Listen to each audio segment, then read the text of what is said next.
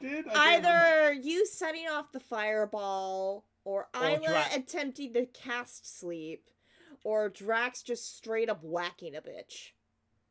I think it might have all been... three. All three, we said. Granted, sleep wasn't a bad idea. The problem is, I think we underestimated Dante's level. Okay, but here's the thing. You setting off the fireball and shattering the window was to scare the priests, yes. Isla attempting to cast sleep was a good plan. Drax deciding just to full-on attack Dante was a bad idea. Smack him upside the head with a fucking smack him. Look, I thought because it was surprise, there would be an added effect, but I didn't know that I would bonk the back of the head of a god, okay? None of us knew. It's not my fault. It is entirely your fault. God damn it, this is definitely a god damn it, Leroy.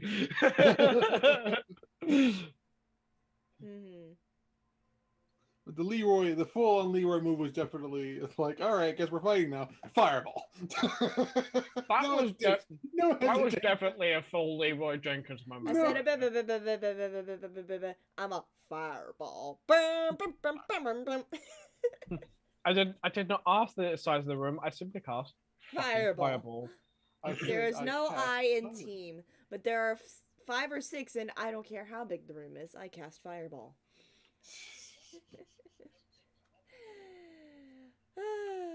Oh shit, I had a moment of bad stream quality. I love how Dante's reaction to being fireball was more like mild annoyance. Because he doesn't express very much. I don't think... I'm actually angry, I'm like, there he is. I don't think he's mortal. No, neither I think he's my own What if he's actually Lathander in human form, and the real Dante got trapped in the stone? What if they tried to trap Lathander in the stone and it backfired, and instead Lathander trapped all of his followers in the stone out of rage? No. I don't think that's it. That would be interesting. But I think it's because Dante's been the one. The chances of the god turning on his followers are low, but never zero. Never zero. Never zero. I mean, pretty sure Loki fucked around, found out with some of his followers, like, oh, you think this is what you do? I mean, look at this. Look at Deboshi's fucking family. Yeah. There are a bunch of Loki cultists who no longer worship Loki because he's like, nah, y'all suck. And don't pretend that you don't have that nonchalant stare.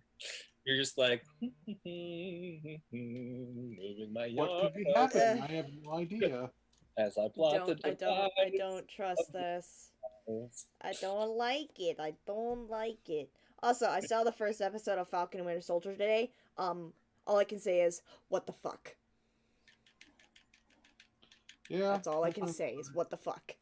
I think that's the general consensus of Marvel recently. Yeah! Are they on drugs while they're writing these episodes? I mean, if WandaVision... It made perfect sense. It did, but still, what the fuck? Look, if WandaVision says anything, just Disney is on either a new medication or he found old ones that have a delayed fuse. All I'm gonna say is poorly. All I'm gonna say is the ending of Falcon and Winter Soldier today has me very fucking concerned. That's all I'm gonna say.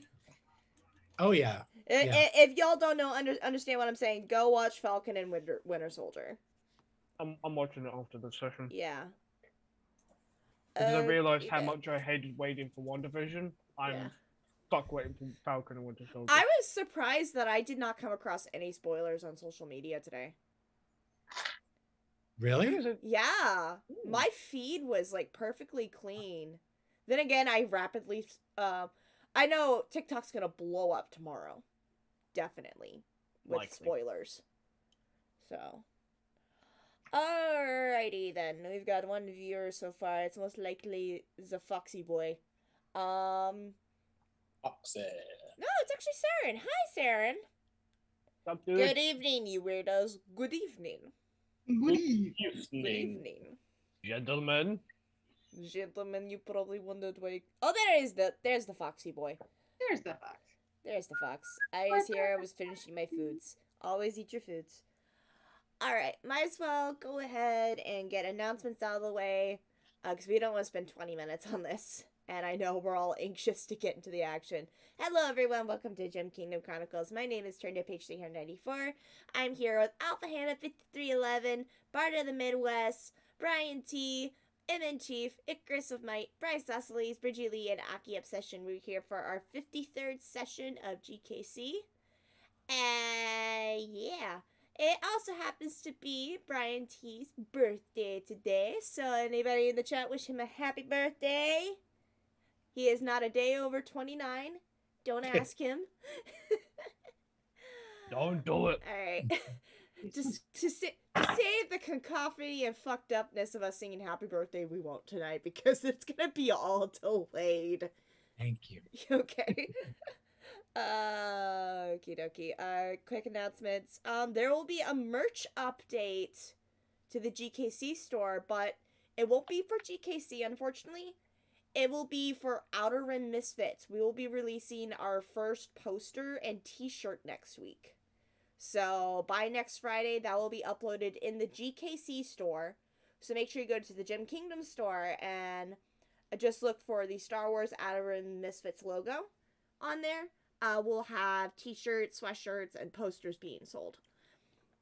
VODs of all the sessions I've been in this week will be uploaded this weekend. That includes Secrets of Pandora, Outer Rim Misfits, and tonight's episode of GKC. Hopefully we'll be back to Lost Mines of Phandelver this Sunday. If not, we'll just see what it happens. That's it for my announcements so far. Kitsune has dropped the links for everything, the stores, our social media, the Black Lives Matter card. Kitsune, if you can, also see if you can add that resources page for Stop Asian Hate that's been going around. Because after the shootings that have happened this week, that's something I've been trying to promote for resources on how to stop racism against the Asian community, the AAPI community here in the United States. No, IP. I said that so wrong. I am so sorry. But yeah. So make sure you're checking out those links as well, supporting your Asian American community. If you have any friends who are Asian descent, please check in on them, listen to their grievances, and help amplify their voices and stop Asian hate. That's it for my announcements. Does anyone have any updates for their channels or their stores?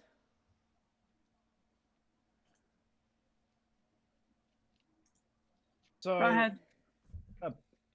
Oops, sorry. No, you go. So, Tales of Extra Soul are all up to date because I was a damn shit and missed 2 VODs. So, but luckily those are uploaded, and yesterday's VOD will be Saturday for you Yanks.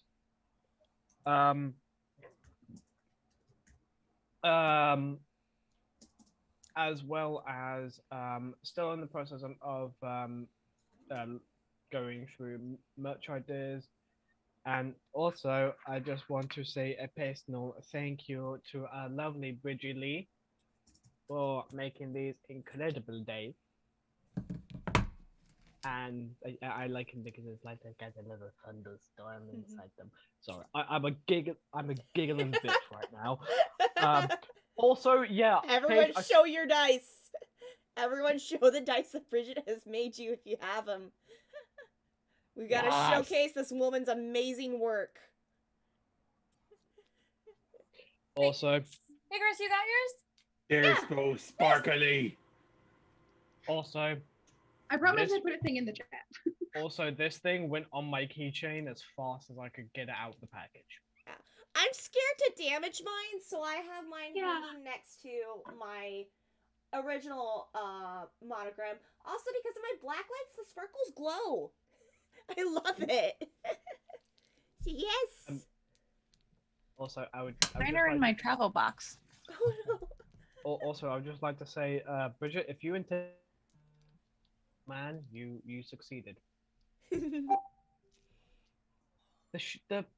points are really sharp. I nearly stepped on this because I dropped it on my kitchen floor. I was like, nope. But Bridget, they are lovely, and you're an amazing talented being, and I love them. Yeah, thank you so much for making us dice, Bridget. I love mine so much. Get you a side hustle in Caltrops.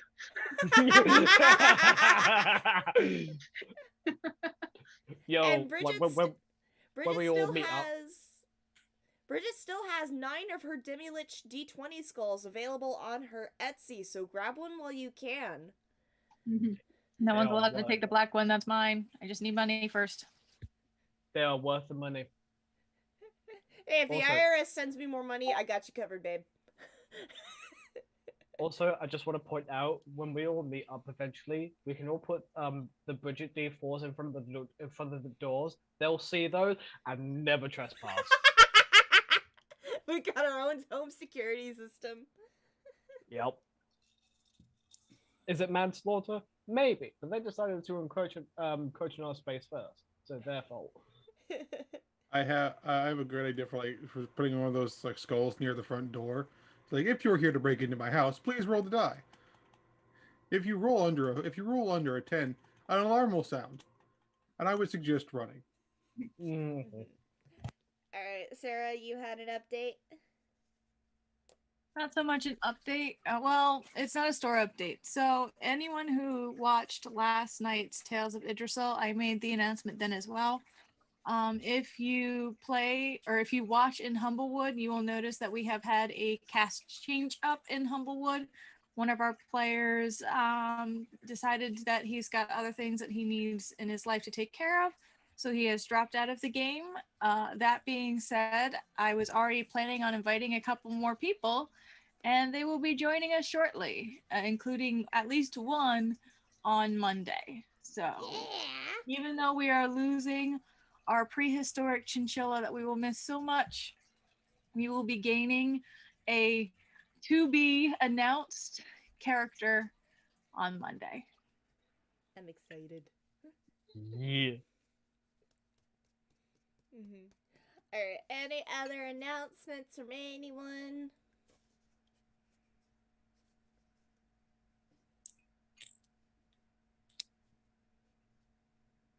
No. All right. Oh shit! Can I be the wholesome one tonight? Let me see if I can do this.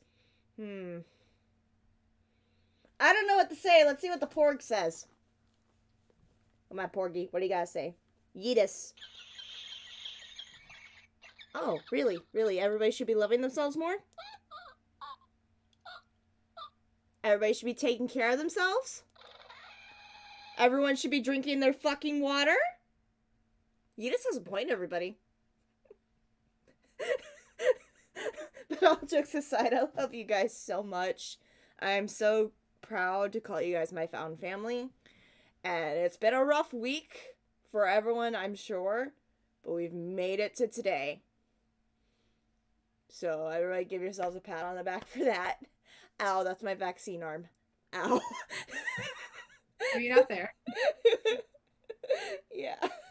Okay, that's enough wholesome for me tonight.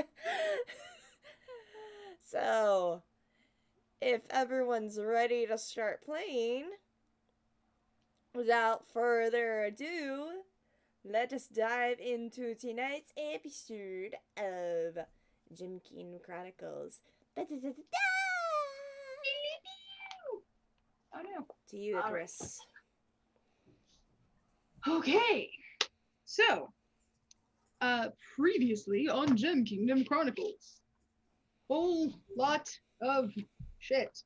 Let me just remove my pile of sticky notes.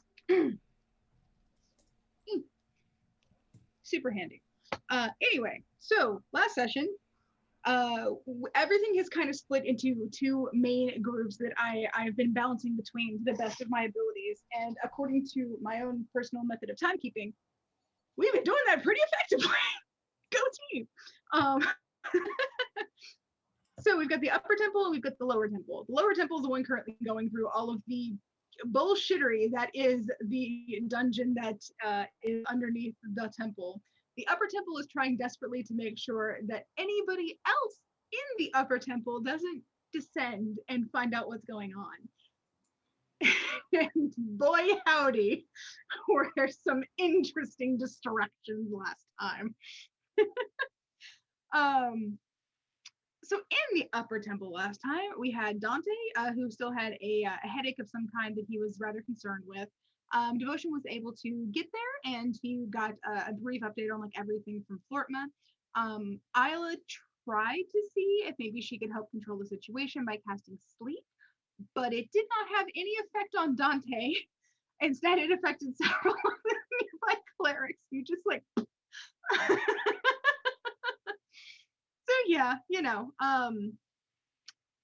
and there was a lot of trying to figure out what the hell to do about Dante, and should we like let him go somewhere, should we accompany him, and he kept being more and more insistent that he needed to leave and he needed to go. Florma ended up giving like the entirety of the place an existential crisis and convinced them wholeheartedly that their god hated them and was wreaking his vengeance upon them. So, you know, good times. And eventually kind of coaxed, well, I say coaxed, made Dante reveal like his actual like emotions and some abilities that he's got, and started the precursors to a fight. In the lower temple, we saw them get to the second level, which had a bunch of gigantic flowers and ungodly horrible scents everywhere, except for the flowers, which after some trial and error and everything like that, they were able to figure out how to get through and help and how to get onto the next level, which was great. Back in the upper place, Dante tries to get them to just fucking leave, like just go. We don't want you anymore. You just go home. And you guys try to convince him, like, hey, stop being a fuck, and he refused to see your side of anything. So, so a fight then occurred and was in the process of happening. So y'all were able to do a good amount of damage. There was a lot of really cool spells slung everywhere. It looks like he has some kind of connection with the temple itself because he's able to kind of move through things or make parts of it kind of move to his wishes. At one point he made, and also it's still there, Devotion Shadow is a weird, angry, violent version of itself and is trying to kick your ass. So, you know, good stuff. And then back in the lower temple, the third level occurred, and that was one that was real gross, honestly. Like it was real gross on purpose. It had to deal with the sense of touch, but more importantly, the lack thereof, and a bunch of illusory bugs and gross shit. So yeah, you know, fun things. But y'all managed to figure out a way through it, and how to like the markers that kind of denoted the path. And then you were able to get on to the fourth level. Zinc had the great idea to get out some rope and tie everyone's waists together so you don't lose each other, because the next level is utterly dark and nothing is penetrating it at all. And Sutha had a moment where she kind of like poked her head over and listened very intently to see like what she could hear. And our last shot was of one of those really dramatic like zoom ins on her face as like her eyes went wide and like her pupils shrank and everything, because she was hearing the hushed and kind of angry but also just like not, also like emotionless whispers of her father. And we ended on her saying it's not real. So woo. That's not nice. Yeah. Dude, please. You hurt Sutha. You're gonna have to deal with all of us. Very true. Sutha is the baby of the group. She is. Even She's though small. she can take care of herself and most likely snap all of us in half with her pinky. She baby. She baby. She baby. Okay. So I put all of those back into place. I'm so happy I remembered I had these things because they legitimately make this part a lot easier. Okay. So I did a real quick percentile roll to just see who would go when, and of course, like, you know, it made sense to me to make if I rolled in a high percentage, it would be the upper temple. If I rolled in a low percentage, it would be in the lower temple. So I rolled high. I got an 88. So I'll be starting with the upper temple again. And we'll be figuring some shit out. So for the upper temple people, so I know that we kind of left in like the middle of a fight, which is a little weird. So we're gonna be going the same initiative order that we had last time. At the top of the round, we have Dante. Then we have Devotion right after that. Then Isla, Drax, Flortma, and the two priests that are still here that seem to be able to feed Dante some kind of abilities, life force. You're not really sure. They're able to make him look not quite as fucked up. So, you know, one of those is a good guess. Flortma, if I remember correctly, you had cast something that made it so that for the rest of this fight, they can't regain hit points. Is that right? Until my next round. Okay, gotcha. So I ended everything at the end of the round where you cast that, I'm fairly sure. So for this next round, they can't get shit back. But yay. So goodness gracious. Okay. Anyway.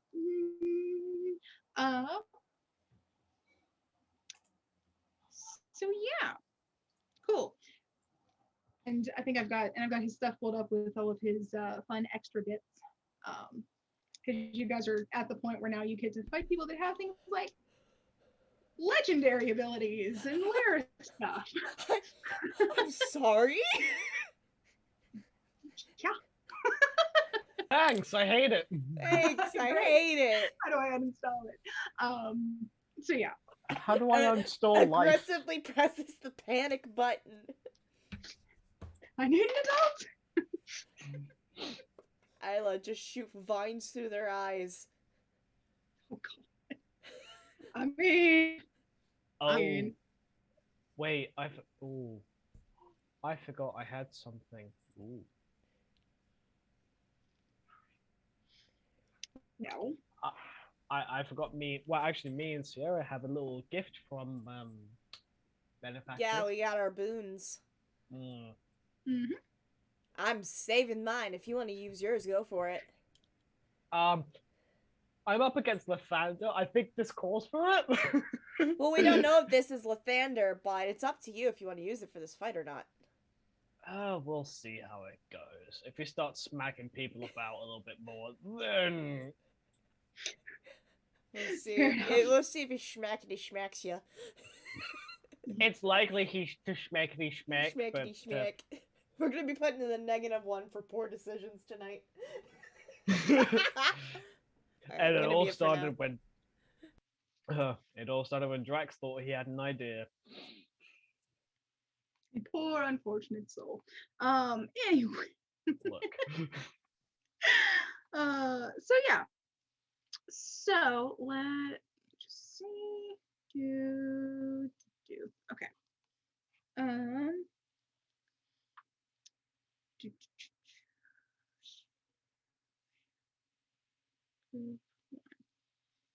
Okay, and the time is. Okay, so as I had mentioned, you guys are facing off against Dante. Dante's definitely taken a lot of damage. Since y'all been focused on him, he's actually taken a little bit more than his two followers. And the shadow thing is still clinging to Devotion like, well, a shadow would. Unsurprisingly. But yeah. So we're back at the top round. So it is Dante's turn. And looking a little angry. It's A like, little bit, that just- scene from Ultron when Tony smacked Hulk. He spits a tooth out. I'm sorry. I'm sorry. Go to sleep, go to sleep, go to sleep, go to sleep. That's gonna be Drax It's literally or Isla or Isla. taking. Go sleep, go sleep, go sleep, go sleep, go sleep. Yep. No, imagine Isla just doing like Thorn Whip and having Dante punch himself. Go to sleep, go to sleep, go to sleep, go to sleep. I wish I had Thorn Whip. Like, I thought about it before, and now that I'm in this situation, I'm like, damn it, I wish I had Thorn Whip. Hey, Lucky sleep it off and you can get it next time. I think you should be able to change your spells in your sleep. You'll have to check that as either a bard or a druid. You can change them as a druid. Bard, I'm not sure. Bards have set spells. Yeah. Yeah. Yeah, think most and bards Mind can't Caster- change theirs until like I'm not sure if bards can change theirs to level up or not. I don't know. I think so. Usually it's like level. It's like I'm gonna trade out this one for a different Yeah. one. Yeah, I think most divine casters can change it like after they take a long rest as part of like their preparations in the morning kind of thing. Yep. I know for a fact rangers can't change spells until they level up because those are set spells. They don't have known spells. So yeah. So sorry. As mentioned, it is Dante's turn. He's yeah, he looks like he's a bit sort of beyond words kind of thing. But he's going to look around at all of you and just shake his head. And I think because of how everybody was moving, I'm pretty sure at this point, because he did like do a little bit of movement, I know at least Flortma and Drax or Devotion are near enough to smack him. Oh, Drax is definitely on the fucker. Yes. What else can he do? So yeah, I know Isla's been saying it a bit more range because caster, but yeah. Okay, so he's gonna look around sort of at all of you gathered here, and I think he's gonna do this We're very gathered interesting- here today to fuck shit up. Exactly. So I think he's going to just sort of like shake his head and his hands are going to glow, and it's almost like that kind of golden power that he's been giving off that's been fueling a lot of his spells. It's kind of like that increases by a bit more. It looks like it becomes a little bit more solid in a way. Not like super much, but just a little tiny bit more. And he is then going to attack. I think probably Drax and Flortma. About to say, come at me, bitch. No, Has been hit me once. Oh, this is gonna hurt, I gotta isn't it? I gotta pick two. Dante be like, I gave you your sight. I could take it back. Pow. You did not just do what I think you just did. Did you roll a nat 20? Oh, this is gonna hurt. Shit! Oh, Oh what did I assign to I mean, Drax? great. If you had decided to Hey, hit me, do you have my enough armor would have points been for that enough. one? Does anyone This have? is why you invest in adamantine. This is why you invest in channel points. So Flortma, by the way, does a 25 hit you? Oh my god! Okay, so give me a minute. So is the crit on both of us or No, just no, Drax? Chris on just you, Drax. Oh, great! Fucking phenomenal. Did you Wait a rage minute, last hold time? I am raged. You are So right. at least that halves it. It Yeah. depends on the damage. If it's pure magical damage, then I can't half it because I can only. Oh yeah, half- you're not like one of those totem warriors that can half it. Okay. Damn. I am. Well, if he's If it's- punching you, that has to be some bludgeoning damage. Okay. Icarus, Mhm. you do your rolling. Mm-hmm. Because of Sentinel, because he made a melee attack within someone who's within about 5 feet of me, I get to hit him once. Smack! I get to bop him. I get to bop him good. Is this a melee attack? Yeah, it's a melee attack. He I'll- basically like cast some sort of smite on his hands and punched you. In kind that of- ca- Yeah, it's a modified unarmed strike. So I was giving him like reasons for why. So he's Yeah. got like in- divine power claws. I don't know what the fuck you in wanna that call case, I can at least half Half the the- bludgeoning. But you're gonna take the full brunt of whatever magical damage you get. Yeah, which I'm not Oh. happy about. them. I want to be impressed with that nat 20, but I'm also scared that that's the energy we're starting with tonight. Okay, just so I can get this out of the way. Icarus, does a 28 hit you? Holy Yeah. shit! So hold on. I rolled an 18, and my hit with the sword is plus 10. Oh my god, I forgot we all basically have like plus 10s to our weapons now. I keep forgetting we're level 13. Thanks to Yeah, my it's one of those weird. It's like, hold on a minute. thanks to my potion of giant strength, my modifier to hit for my +2 greatsword is plus 13. Holy shit. So Okay. Um, So it does. It does 10.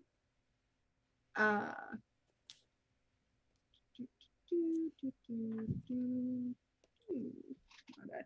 Sorry. So it does 10 slashing damage, as like I said, kind of claws. And then it does. Doubled. Okay. And then it does 23 radiant damage on top from like the actual claws themselves. So ow! I know this was Wait. a crit. So So is the 10 already halved, or is that the full damage? no, of that the was slashing? 10 is what I rolled. So I think you would take 5 from the slashing damage. Yeah. And Yeah, then but still the 28 radiant damage. Holy What fuck. was it? 28 or 23? 23 or 23 23. radiant damage. Still, holy fuck. okay. I'm still at triple digits. I don't know if this will count. Mhm. It's up to your discretion. Can I divine smite on my free hit? Because it says if I make a melee attack, it doesn't say specify what kind of attack. It just says melee attack. Does it say melee attack or melee attack on your turn? And it says when you hit with a melee weapon attack, you can expend one spell slot to deal 2d8 radiant damage to the target, plus 1d8 for each spell I level used to, higher than first. I used to So if I play use- paladins too, so I want to confirm this. That's why I'm kind of leaving it up to Icarus. Like if I can divine smite, specifically divine. I don't think I actually. When I don't you remember hit- if I put a smite on my weapon last time we were in combat. I Yep. know I used the trigger word for my sword, so I get the extra fire damage. Mhm. Yeah, it says for divine smite. It doesn't say if it has to be on your turn. It just says a melee weapon attack. Yeah.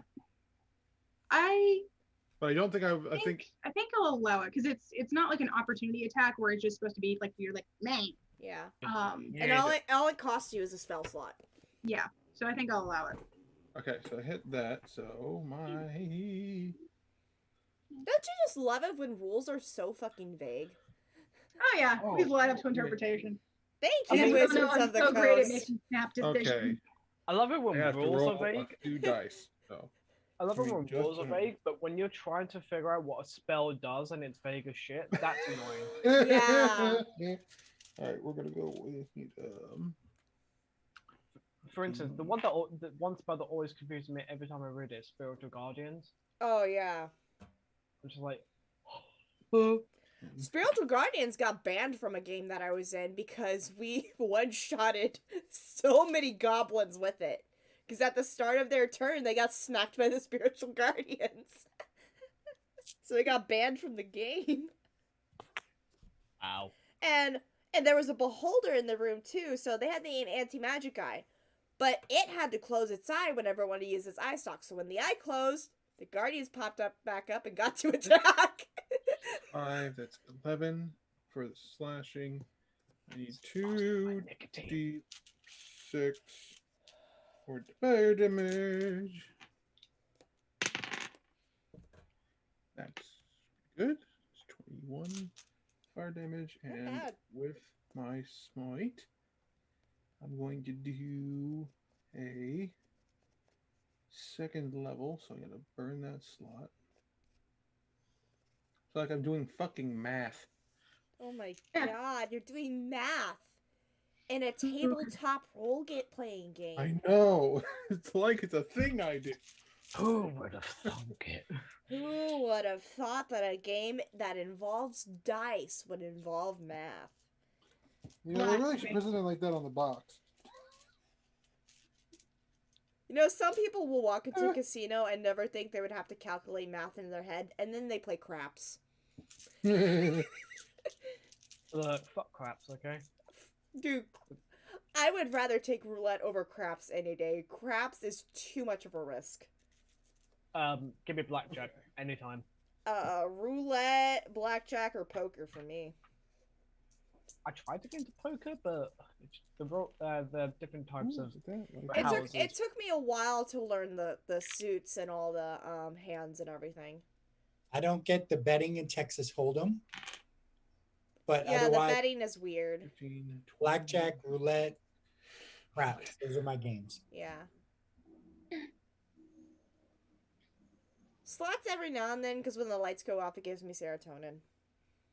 But slots is a trap. Stay away from slot machines. Okay. I'm done with my What'd you get? 41. Wow. Nice. 11 slashing damage, 10 fire damage, and 20 Radiant, right, for smite? radiant damage. Yes. Very nice. Very nice. That smite came in clutch. yeah. Did.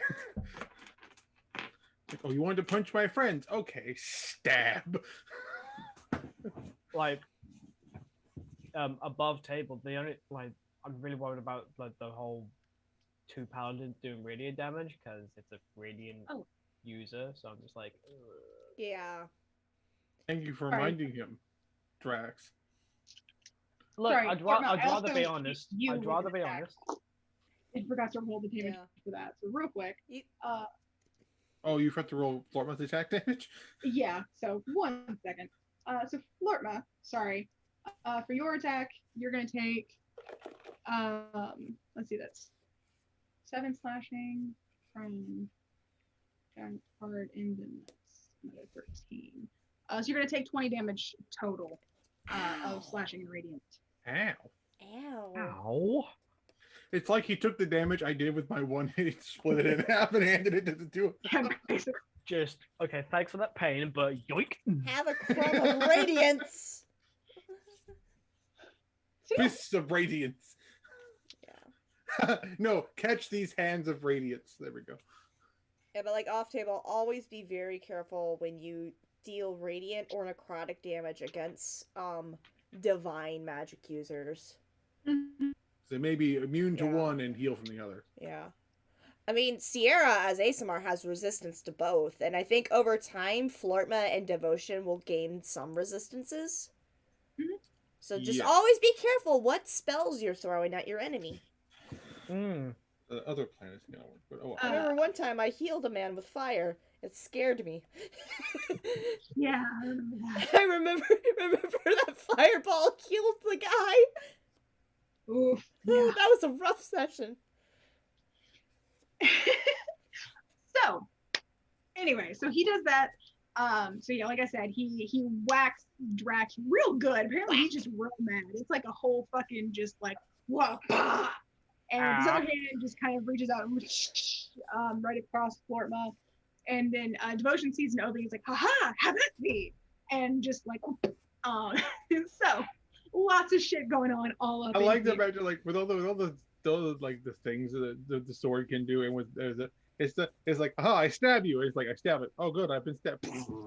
Just like all the magic fires out. That has to wait. Yeah. Okay, so next up in the round is devotion. The shadow is on deck, and then after that is Isla. Okay, cool. Excellent. You're gonna kick ass and you're gonna get kicked by your own ass. Yep. That sounds about like what's about to happen. Okay. Icarus, do we ever conclude whether or not I can have a smite while my sword's trigger ignite is active? I think so. I don't think you can do them both in the same turns. Like if you ignite the sword, I ignited the sword last turn. yeah. So you have to spend another slot, of course. Because Yeah. you just- And technically, smite is casted on yourself, not your sword. yeah. So I think you can have your sword and your smite going. It's just gonna cost you spell slots. Yeah. Yeah. Okay. So. That is more. No, you know what? We're gonna go with this. Okay. I will use my bonus action to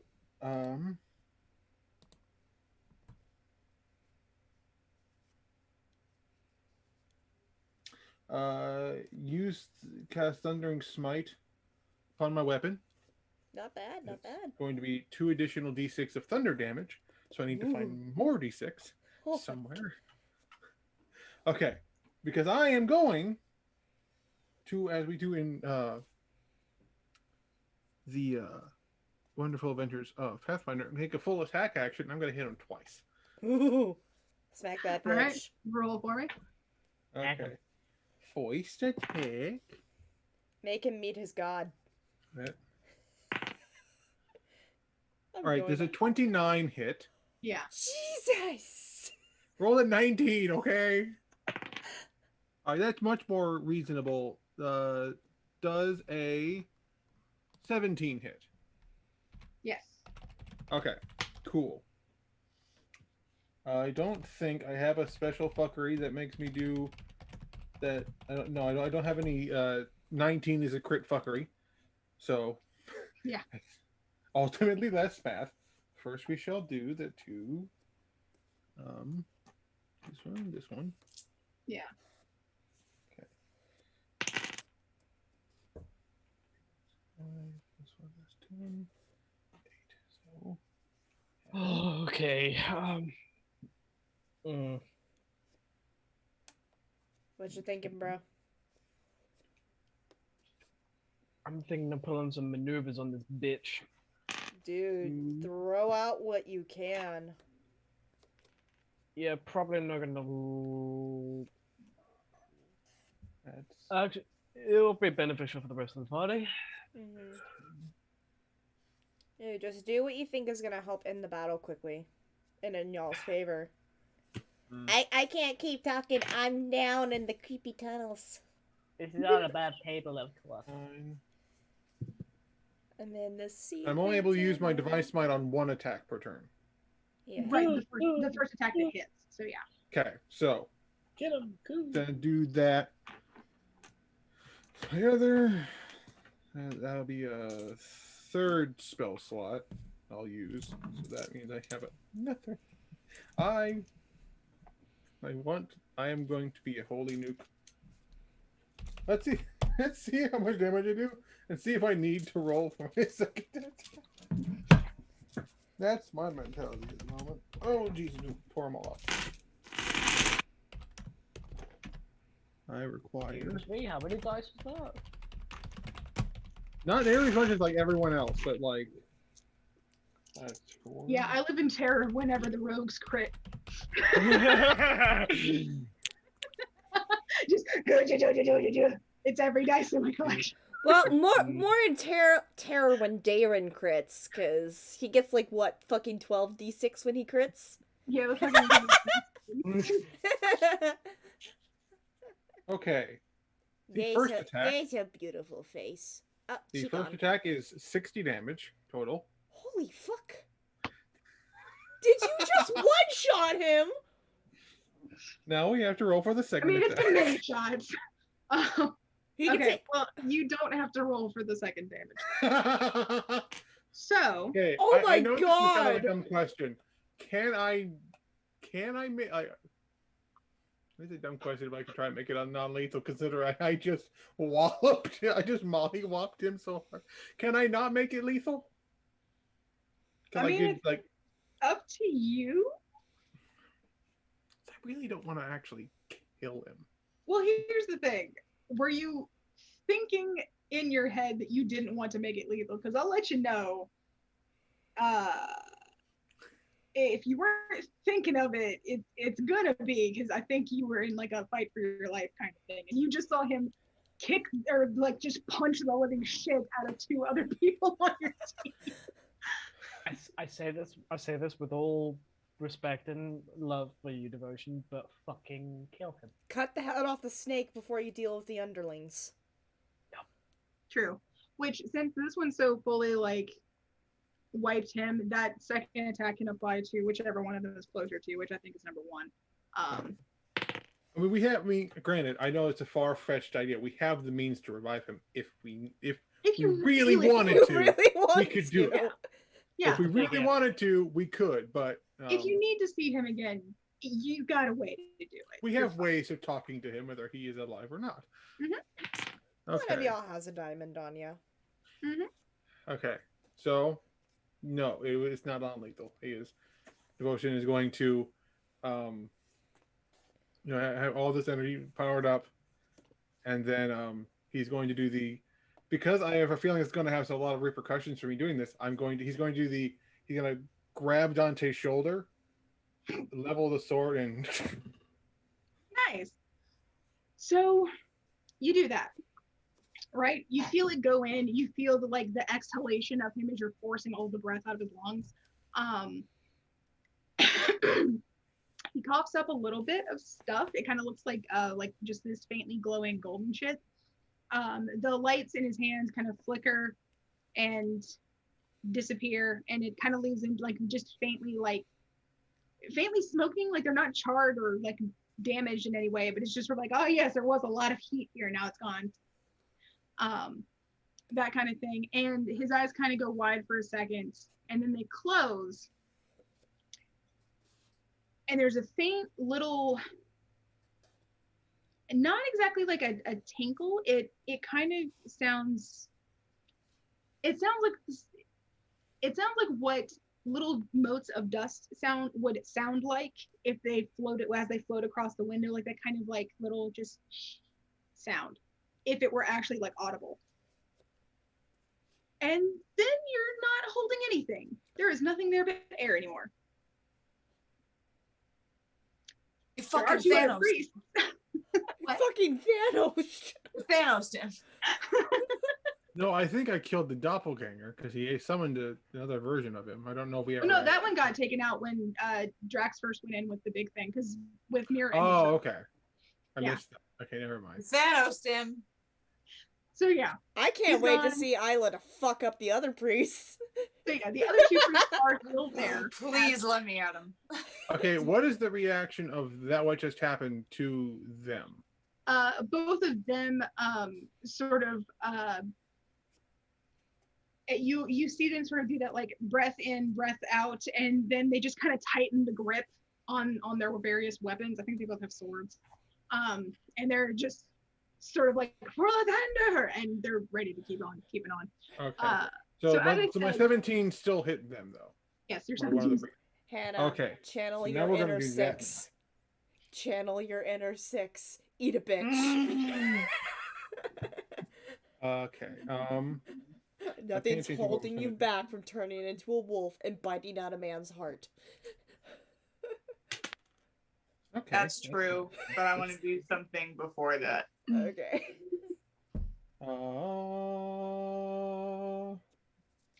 Also, your shadow has gone back to normal.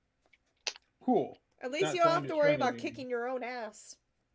Yeah, I mean, I already set my own ass on fire because I did the fight, did the hurt. You hurt me. I set you on fire thing. Okay, there's that. Now, cool. Yeah. You know what? I didn't ask for your sass today.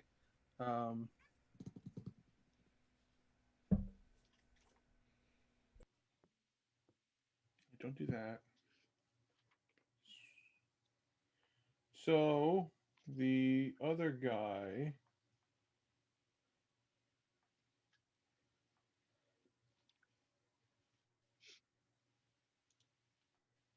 takes 28 damage total. Cool, cool. Do- Okay, that was a priest one that you hit. There's two. One's looking a little more fucked up than two at the moment, and Isla two is closer to, by the way. Just as an FYI. Okay, cool. And Devotion, I believe that's your turn. All right, Isla. Yes, Isla, it is your turn. Drax, you are on deck. So, Isla, what you want to do? Fuck him up, babe. I think Either number of two. them, both of them is are also- within 60 feet of me, right? Yeah, both of them are definitely within 60 feet. Awesome. Oh. Ooh, I got some tingles. She's gonna like throw out both hands to both of them and say to both of them, sit, stay, and cast hold person on both of them. This better not awaken anything in me. Oh, it already has for Drax. All right, what's the save on that? Is it a whiz save? Wisdom save of 16. Okay. Oh. Well, the highest that they got was a 10, so that doesn't do it. So they are a hold person. They are held people. I win. They are held up to 1 minute. Mhm. So And a because whole they are held 10 person- rounds. And because they are held person, if they have a melee attack done upon them, it will be a crit because they literally cannot move. Can't move. You're welcome, guys. Good shit. All right. Well, in that case, Isla, is that all you wanted to do? Any other bonus actions or anything? I think that's kind of all that I can do, but let me.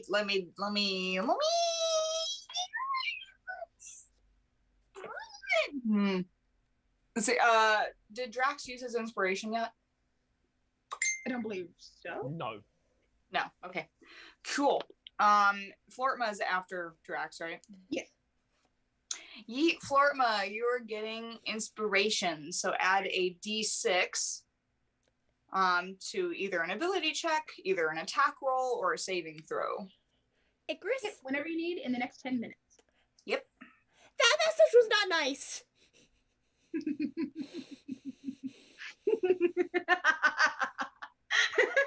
Fuck you and fuck everything you stand for.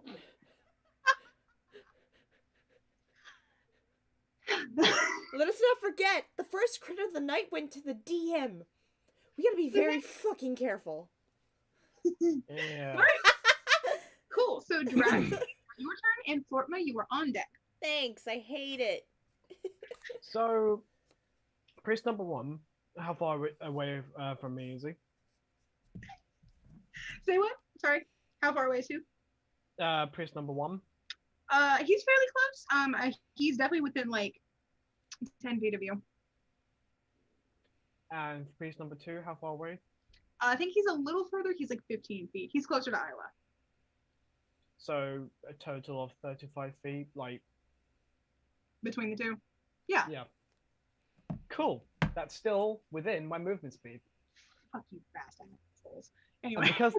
because they are both held. So basically, my whole turn is move to priest one, attack. Move to priest two, attack. All right, roll for me. Wait, Just roll. Honestly, just roll to see if you don't roll a 1, because as long as you hit them, you're going to crit. Because yeah. Duly noted. Don't you fuck up.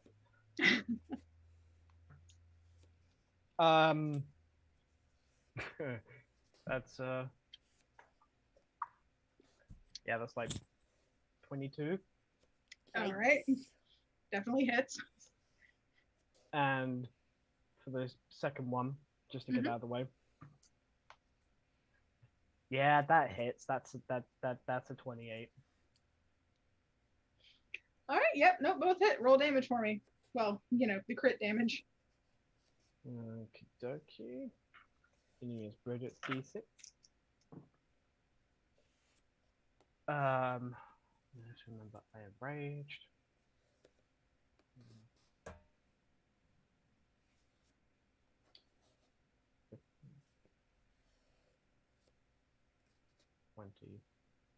That's 20 slashing damage, as well as because they're held with Storm Aura, they automatically fail the Dexterity saving throw. Yeah, they're gonna fail the dex save. So they get critted on the lightning damage too. Oh, you fucker! That's 2 lightning. I rolled a 1.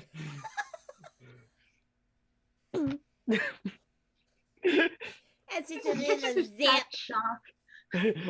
I gave But a it's little like when zappy. it's excellent when he accidentally gets zapped by a socket. Ow. It's Yeah. more just the vibration instead of electrocution. And the second one, that is 20 points of slashing damage again, and don't fuck me, and the lightning damage. This fucker gets max damage on the lightning. That's 12 lightning damage. Okay, so sorry, real quick. On number 1, you did how much total damage? 22 damage total. That's including slashing and lightning. Cool. And for number 2, how much total? 32.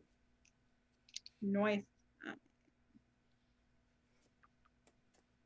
Nice. Okay. They are both still up, but definitely looking a little worse for wear, for sure. As mentioned, number 1 looks worse off. Roughly, it looks about twice as bad off as number 2. Okay, so in that case, is that your turn, Drex? I already used my action surge, so yeah, that's me. All right, cool. Florma, it is your turn, and Devotion, you are on deck. Well, after the priests get to try again, but assuming they both fail. Okay, I'll start with bonus action of Blinding Smite. Okay. Okay. Take a swing. This is without the inspiration. Does 27 hit? Yes. Which means you get to crit because they're still held in place. Well, So, time for math. oh, Leo. That's a handsome man. And how much is that? So it's 11 slashing damage, 19 radiant plus an additional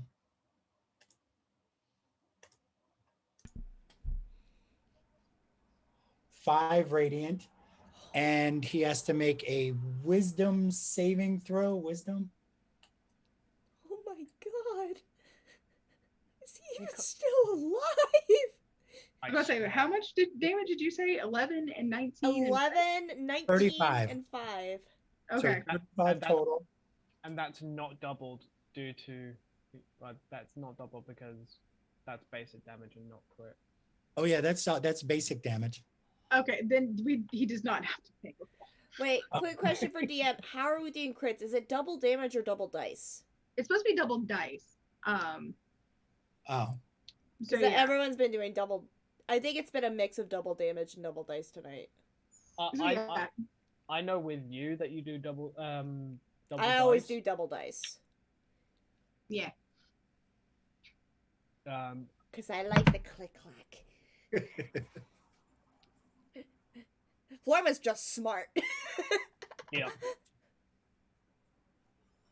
He does it for intelligence. I do it for aesthetic. There are two kinds of people in this There are world. two kind of people in this world.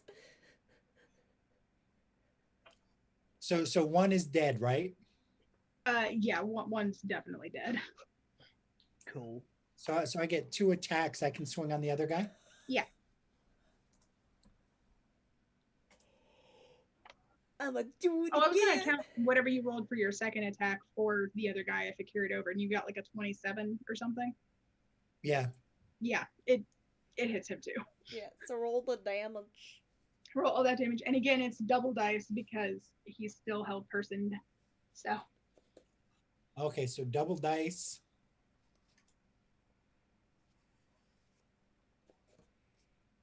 $14. Does my hold on, let me look at my spell. Blinding Smite is the next time, so that doesn't happen. yeah, you don't get your smite on your second attack because it's for your first attack only. But I do get my Divine Smite.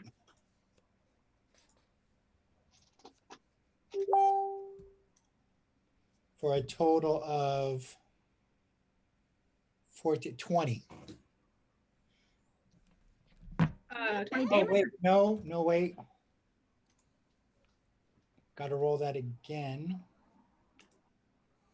I think. Hold on. Custom roll. Now 20, a total of 20. Okay, 20 damage overall. Yes. Cool. All right. This guy is still up. But yeah, he's looking pretty bad. So, well, priest number 1 is dead, so priest number 2 gets to try and make this wisdom save again because it's his turn. He does not make it. He's sick, boy. So, back at the top, it is Devotion's turn, and Isla, you are on deck in case Devotion doesn't kill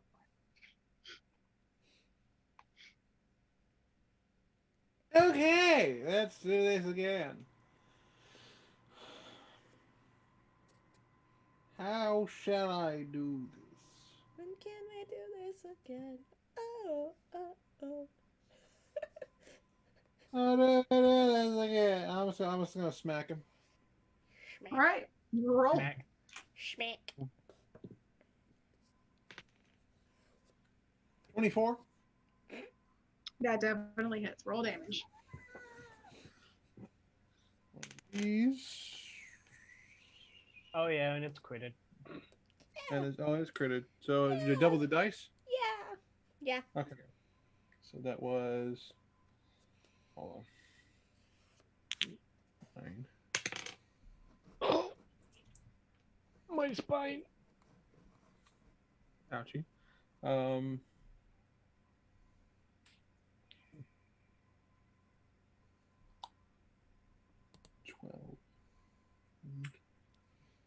That is 21 slashing. We have. For some reason, Twitch automated the word suckers for hostility. Oh, That is the weirdest automata I have ever gotten. Which are you high? Nine. 4. Look, as long as nobody comments slurs in my chat, I don't really care what y'all talk about. Twitch is twitching out. That makes sense. 10. 22. Twitch Automod doesn't like large lollipops. It is official. At 64. Holy fuck! Alrighty. No need for no divine spines or nothing. No. He So, did. by the way, yeah. So you end up just laying into this dude, just and by the way, both of them, when they die, just kind of, well, there's a body now. So, you know, but yeah. So, they have all died. The priests and other clerics and shit, as mentioned, had fled from the premises when all of this started. Because fuck this shit, I'm out. No And they have decided to try their hand elsewhere. And yeah, they have gone. So, what do you guys want to do? Are you going to wait up here? Are you going to contact the other group? Are you going to try and just like charge on down there? What you thinking?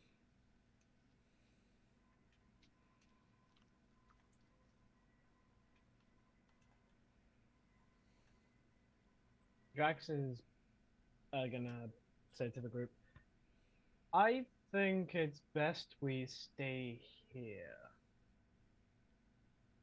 My thoughts exactly. Whoa. I know we just killed the dude. That's Yeah, nice move. But is anyone getting the feeling that it's not over just yet? Yeah. Yes, and I don't like it. Very much so. So I think it's better that we stay here and wait for the others. I also have a means of bypassing a lot of problems through pass wall, but I only have a few casts of it. Probably let's not render ourselves dry just yet. Let's take a little bit of a rest and recuperate a little bit. 'Cause I don't know about you, but that man's got a fucking right hook. You okay? Yeah, I'll be fine. Hold on. I have a spell for that. There's a spell for that. There's a spell for that. Not for anything these days. Hey, it's like a noodle now. Okay. The Lord like- yeeteth, the Lord yoinketh away. I fucking love that, Rena. That Rena. was amazing. I love that so much. Oh my god, Rena, thank you for quoting that. Yup. So she's just going to 'cause she makes sure that they're all in the same area, basically. And she like holds up her hands and takes a deep breath and casts healing spirit. Mhm. And it says you call forth a nature spirit to soothe the wounded.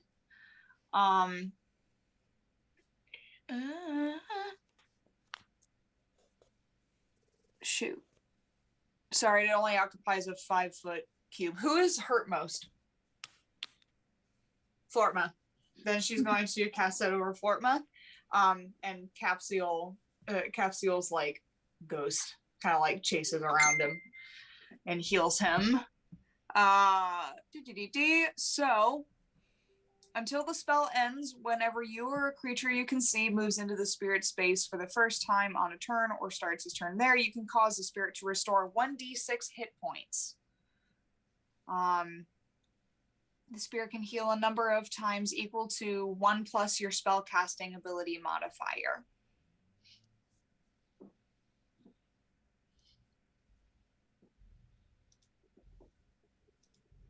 There you go.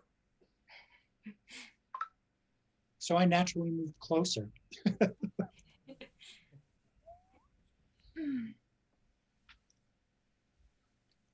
yeah, you got a protective thing over you, so you get 1d6 hit points back. It'll heal you according to your spellcasting ability modifier +1. Nice. Eat. Wait, 1d6, and then what do I do with the spellcasting modifier? So what it does is that it can heal you however many times your spellcasting modifier is +1. So 4 times. Yes. So roll another 3d6, I think. Yes.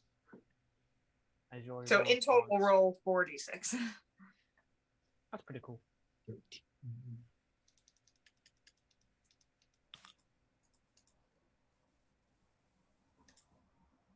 Yeah, I'm close. Nice. Isla's after she casts it, she's just gonna go, oh, wow, I haven't done like all that effort in a long time. You just break And your for spine. my last 12, I'm gonna lay hands on myself Mm-hmm. to get me back up to full. Give yourself a big hug. Ah, I'm healed. Would this count as a short rest, DM? I believe so. If you guys are just going to be sitting up here and waiting and trying to like either prep or just be ready to do shit once shit starts happening, then yeah. Yeah. Cool. I'm gonna use some hit dice to get myself up back to full. Yeah, I'll use my flight dice.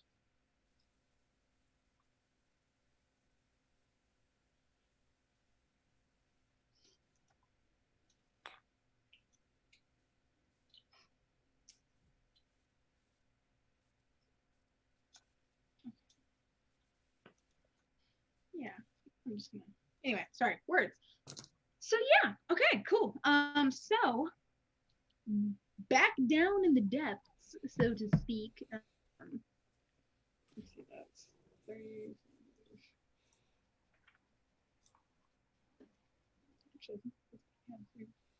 I'm scared.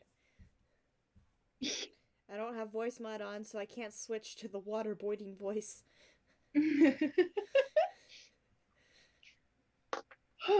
Okay. Brian's face as he's drinking water. He's just like, the what voice? I just got in the habit of drinking water regularly. Don't waterboard me, please. I don't know what made you did that. It's not like you play a Thursday campaign. It's not like you guys keep telling me to hydrate or something. Hydrate or dihydrate. Who would have thought? Okay. Dude, So, hold on. Can I interject for a second? sure.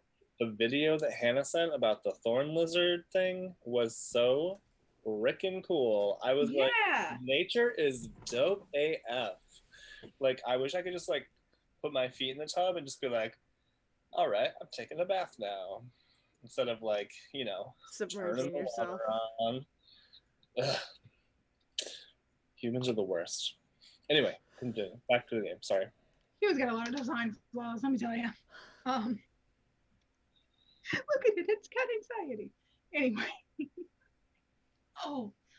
So, you guys are staring into utter darkness and haven't yet entered it. Sutha, you specifically had looked into it and like kind of poked your head over to kind of listen for anything interesting, telling, anything that you could sort of use to get a guess of what the fuck's happening.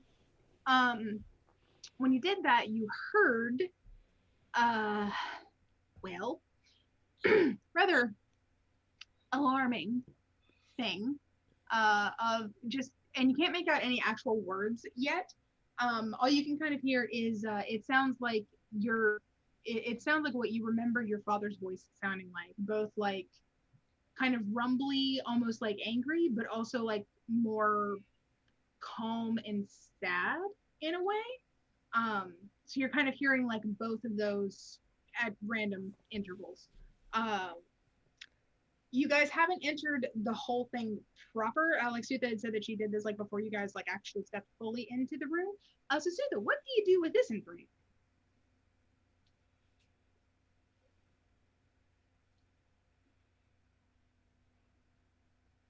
Face first into the room. And I'm guessing, what the hell is going on? So we're all tied together. Yeah, so if you go, we go. Yep. I'm well Okay, aware. we're Come walking on, now. everybody. We're walking now. So my like computer is like going black, and it just like started. It's done it twice now within 2 minutes. So Oh my god. just letting y'all know. All right. Okay. So yeah. Okay. Sorry. So Sutha, you just decide to go on ahead in because, well, Emotional teenager, it happens. poor baby. I guess we're going. Oh goodness. Guess we're going. So yeah. Here we go. So everybody else, as you're first entering it, I want you to go ahead and give me a perception check. If I have my character Wow. sheet open. That would help if I had a character sheet open. Where is it? There it is. Open sesame, bitch. Perception? Yeah. 15. How much? 15. Yeah, specifically based off of hearing or just anything except sight because you can't see anything. 31. Perception. What did you say? 31? That's a natural 2. Plus 7 is 9.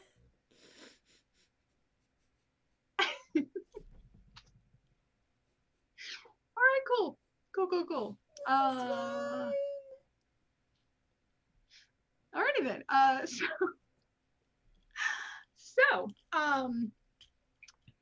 Sutha, you are already fully aware of what you're hearing and you're kind of focusing on that.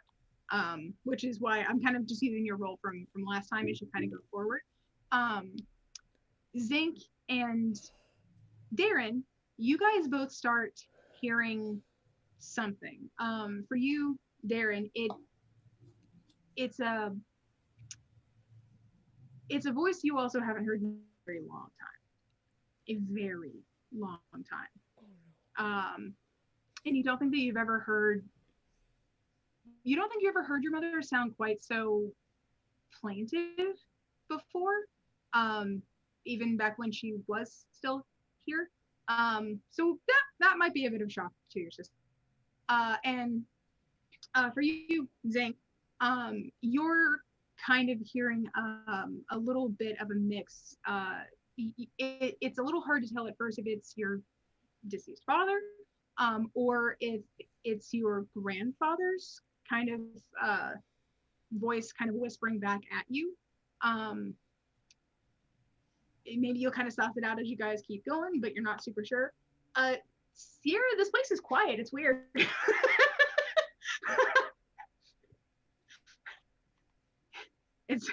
You can kind of hear like some scrapey bits from like the really uneven ground under your feet, and all of you are able to notice that it's really hard to move through this space. Like you feel like you have been trudging for like ever and ever and ever, but also you don't think you've moved more than like 10 feet.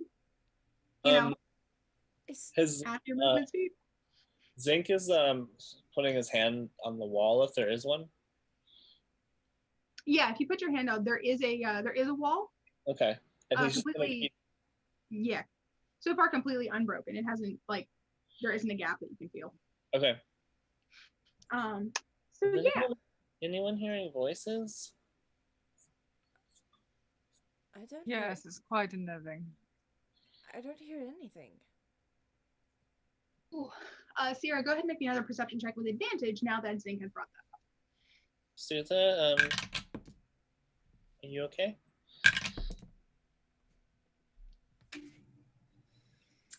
Sutha is not paying attention to any of y'all. I don't think She she's is okay. like trudging forward, like she is dragging you guys. Like not acknowledging your presence whatsoever. She is darting towards the sound, and that is all that matters. Fair enough. Sierra, what'd you get? 22. Nice. Ooh. So now that Zinc has sort of pointed this out, you realize that you are able to hear a faint sort of whisper kind of coming toward you. It sounds like it might be your mom, as far as you can tell. And again, it kind of like the tone so far just kind of goes between being like a little, like almost angry sounding, and then kind of plaintive or pleading in a way. So as you guys are continuing forward, kind of dragged by Sutha, in this case, you're noticing, Zinc especially is noticing because he's got the hand on the wall, that this place just seems to be having an effect on, like, no matter how much you're trying to make it so that you can go faster, you're still only moving at about half of your movement speed. It's difficult terrain. So yeah. And the whispers and stuff that you're hearing as you continue forward with every step, they're getting a little bit more clear. And the voices, you're ones that you definitely recognize. But the words that they're saying are probably words that like none of them have ever actually said, but they're all saying roughly the same thing sort of over and over. All of them are just saying, which Darren, you're hearing this, of course, in your mom's voice. Sutha, you're hearing it in your father's. Zinc, as you've gone on, you realize it is your grandfather's voice. And Sierra, it is your mom. You guys are all just hearing them saying over and over in like different tones with different inflections, all of that, but the same sort of core message. They're saying is turn back. Do not come forward. It's not safe. Return to the surface. Go back. Just variations on that same message, just over and over and over again. And they'll switch off between sounding plaintive and sounding pleading, but even sounding coaxing and outright just like angry and commanding. It's just kind of going through that, but it is just constant, especially because it takes extra time to move through this place. What do you do? I don't want to turn back. We've come this far. There's no point in turning back now. Also, I thought you were dead. Has there been any break in the wall, by the way? No. Damn. Sutha starts like screaming out in Orcish because she has like. Do we like have an estimated place of where this is coming from, or is it just like all around? It is just all around.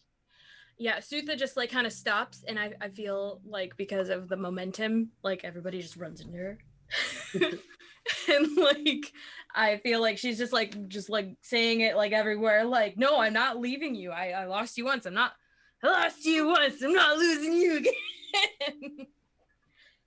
Prince Eric, you stupid. I don't think that... Are you hearing my grandpa's voice? No, I hear my mother's. Yeah, I don't think this is real, Sutha. Sutha tugs the rope. When we tied them together, were you the one that was right next to her when we tied them together? Who was the last person I gave the rope to? Was that Darren? Think so. I think it was myself, and then either Sierra or Sutha, and then the other person that was not the first person, and then Darren was last. She's just gonna grab the rope. She doesn't know which side of the rope she grabbed. And she just tugs the person next to her. Doesn't know who it is. She just kind of shakes them like grabs them by their shoulders and shakes them, and she says, "You don't understand. This is my father. I can't lose him again." But she's saying it in Orcish because she still has not registered that, y'all don't understand Orcish. Okay. I'm gonna say the order is Zinc, Sutha, Sierra, Darren. So Sierra, high or low? Hi. Okay. You Mike, grabbed Zinc. I wanted to roll a percentage to see who you were gonna grab. You grabbed Zinc. I grabbed Zinc. Oh. Probably the best thing you can do right now.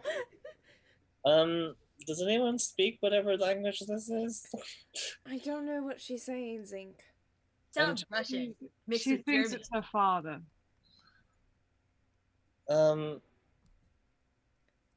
How the I speak Turkish. fuck do you know that, Darren? You speak Um, Turkish. I do. I I've been listening to you all. I've been following the wall with my hand, and there hasn't been a break in it, so at least we're going in one direction. But I might be a little too dizzy to do anything for the next couple minutes because Sutha won't stop shaking me. Shaken Zinc syndrome. It's a thing, guys. Oh, yeah. But I mean, she's going through something right now, so it's fine. So Don't shake babies, kids, or gnomes. I'll give her a hug when she stops shaking me. So Sorry, go ahead. Darren explains to us that Sutha's talking about her dad, and that she hears her dad. Sutha, none of this is real. And Sutha's just like, no, this is real, I can hear him. He's right there. Like, I don't know where he is, but he's here, and I can hear him. And you're still saying this in Orcish? Yep. Darren's going to respond in Orcish and just say, I wish that were possible, but not all these voices are alive. I have a question. My mom's voice is alive? That's What what I the said, not fuck? all. The fly spell lasts an hour. Do I need to make a concentration check while I'm being sick? You know what? Yes. Yes, you do. Also, I don't know what the rest of you are hearing. I just know that my voice is dead. 11 is my con save.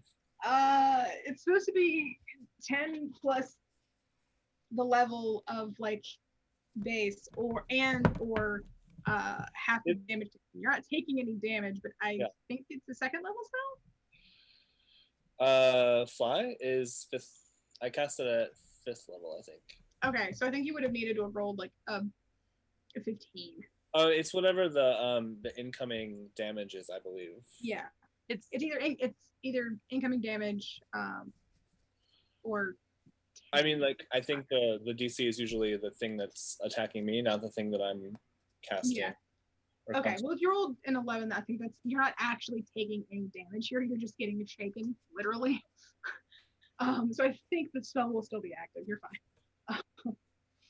In that case, if she stops shaking me, I'm just gonna kind of like fly over to her and hug her. I mean, you don't have to fly because she's right in front of you. Oh, I know, but like, I mean, I may as well utilize the spell while it's there. And I can't see her, so. Yeah, also like.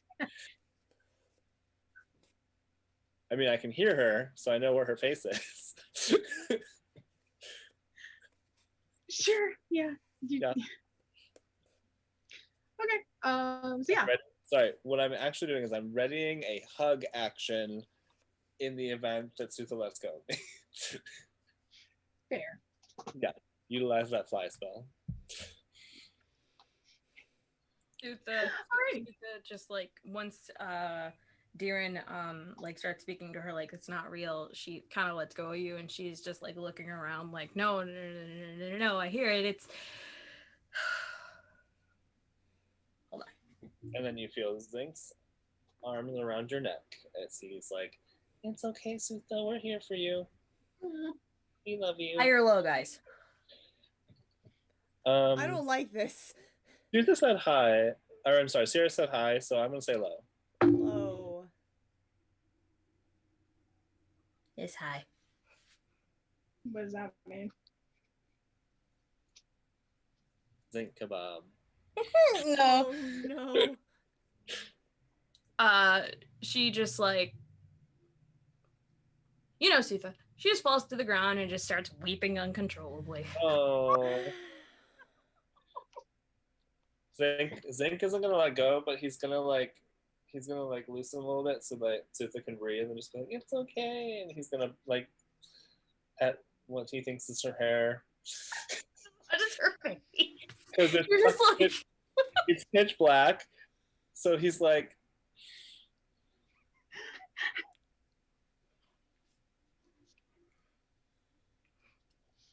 yeah, she's just weeping uncontrollably, and like at the end of it, when she takes a breath, she just says in Orcish, I want to go home. what did she say, Darren? He wants to go home. Well, I can teleport us close to your home whenever we're done with this. We just have to go a little bit further. And I just feel like Orcish is German, so I just want her to be like, Nein. Wer ist Deutsch? Schmetterling! Schmetterling! Yeah, no, she just like, she pushes you off of her for the first time ever. Sutha just is like, no, I am done. I'm just gonna sort of like float into the wall. As this is going on, Sierra wants to try to test her telepathic link to Drax and see if it's working. I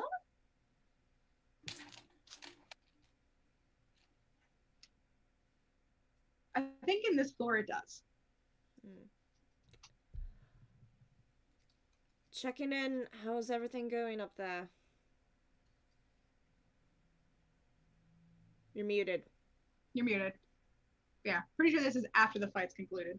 I say incoherent screaming. Little busy right now. No, Drax will just say, Dante is dead. So are two priests that decided to step in. What did you do? We'll talk about that later. However, we're gonna stop and we're gonna wait up here because we are not convinced that it's over on our side. So I'll check in with you with any updates. Alright, no promises that the connection will stay for long. We've been passing through some anti-magic fields. Just stay safe. Doing my best to. Okay. They killed Dante. Oh, that's so nice. And two priests are dead. I'm guessing he wasn't that nice if they had to kill him, though. Drax doesn't feel this is over, though. I'm getting feedback from somebody. Weird. What kind of feedback? Like, I'm hearing my own voice through somebody else's speakers. It's gone now. It's gone now. Weird. Alright. Drax doesn't feel this is over, though. I mean, we still have to get to where we're going, too. I have no clue if we're any closer to it or not. Sound off, everyone. What? I'm just trying to remember which direction we were heading. Can we tell from the voices that are still going on the direction that we were supposed to be heading? Sorry, one more time? Sorry, I was worried my mic was the one that was the problem, so I gave it a twist. But can we tell from the... if we listen, can we still hear the voices to tell directionally if we're still following that voice? The voices themselves are just kind of coming from all around you. And they've been consistent, like even while you guys have been having these discussions, they've still been going on in the background, just the same kind of things. Sorry, my question was the voices of like each character, like Sierra, Darren, Bridget. Oh, gotcha. Right. Your voices, yes, will come out from specifically where you You are. know, Bridget, she's just there. She's like, hey guys. Yeah, so like if Sierra's talking to your left, you will only hear Sierra's voice coming from her to your left. Okay, yeah. Yeah. And Zinc is on the wall. Sutha, I don't want to leave you here in the dark. We have to keep going. Icarus, can you look at your messages, por favor? Oh, sorry. No, you're fine. I just sent it. I'm afraid to know what's happening there, but can I try to listen past the voices to see if I hear anything else in this room? Sure. Roll me another perception check. Can I do that too? Yeah, definitely. I roll like shit, but let's see what happens. Holy fuck. That was unexpected. I'm guessing that wasn't a 2. So my Bridget dice that I've been using get stuck in this tower, so it keeps like ending up super cocked the first time I go through it, and then fine the second time, and then it ends up being a crazy number. Well, I rolled a seashell dice. Sarah got me, and I got a 23. Nice, good shit. Yeah. Okay. Okay, one sec. Oh, and I got a 28. My perception is plus 12. What do you want from me? For you to perceive your girlfriend's feelings. That's insight. That's different. Darren's sleeping on the couch tonight. That makes sense. Oh, goodness. Okay. So I think what you guys are kind of able to perceive is that this I'm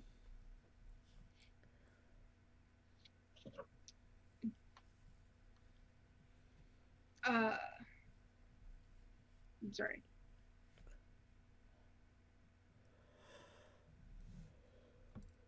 So the way you guys are able to sort of perceive, like the way that the voices and stuff of yourselves, who are like, actually here, not like magic, the way that those are bouncing, you can tell sort of how big this space is, and how much is in it. Like any of these other tunnels, it is still pretty empty, quite honestly. It's just, there's not a whole lot in here besides you, which kind of makes it a little easier to suss out at least that much.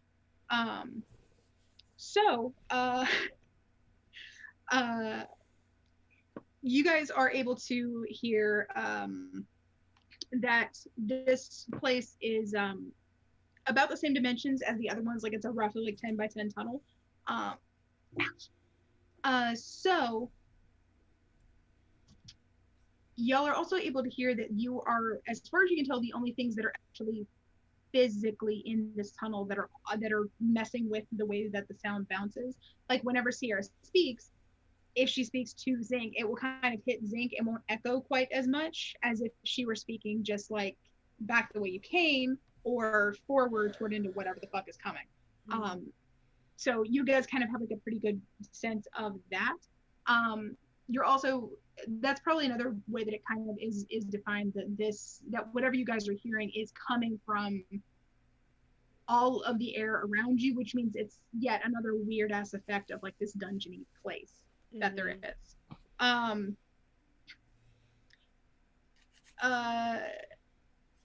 You're also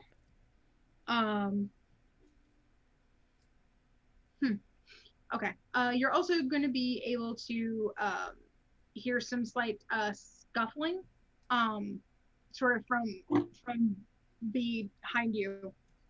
It sounds like someone walking away, getting to their feet, something like that.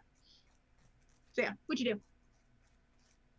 I was going to see if I could tell where Sutha is, but something tells me I know where Sutha is.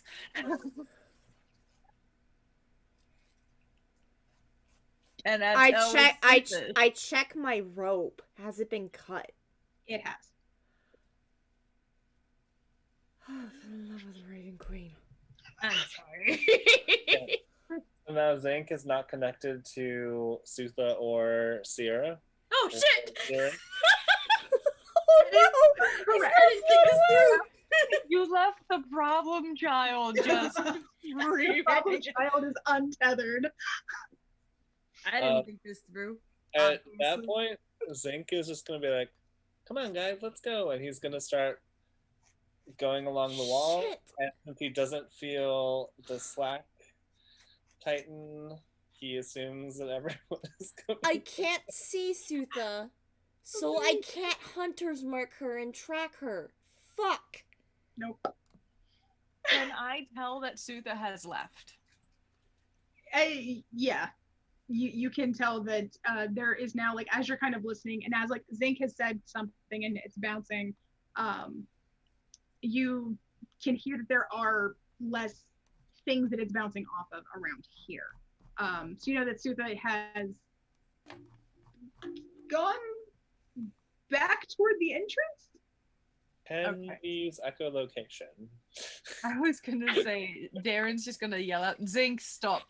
and then turn to Sierra, or I guess like reach for her shoulder. Ow, fuck. Ow. I'm sorry. I did not mean I for you hurt to myself. grab where you just had an injection. I'm fine. I'm fine. We can't leave either of them. Everything's And fine. he's going to say just to Sierra, we can't leave either of them on their own. Which one would you rather take?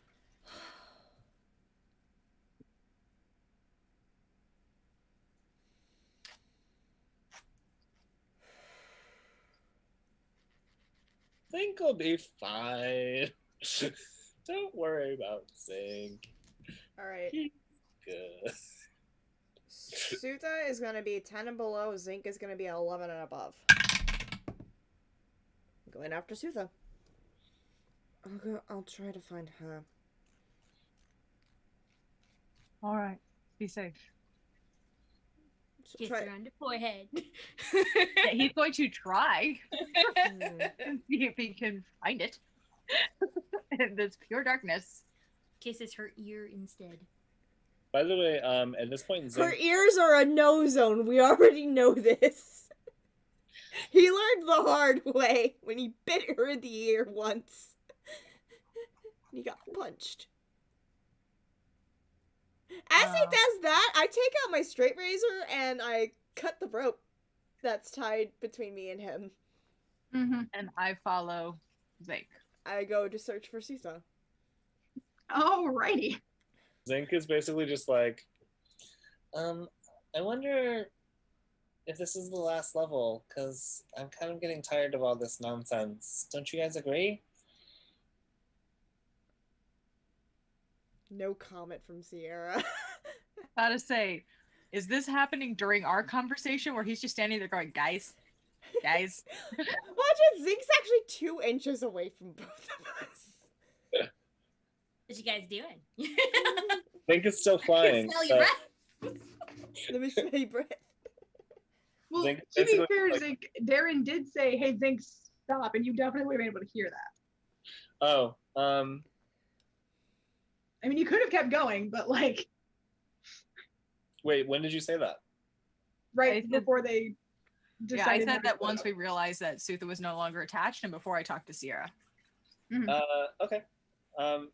Zinc is kind of gonna continue forward a little bit because he's uneasy in this darkness. Mhm. He's actually been casting dancing lights, or like trying to, like, repeatedly, and there's like, I'm assuming there's nothing. No, nothing.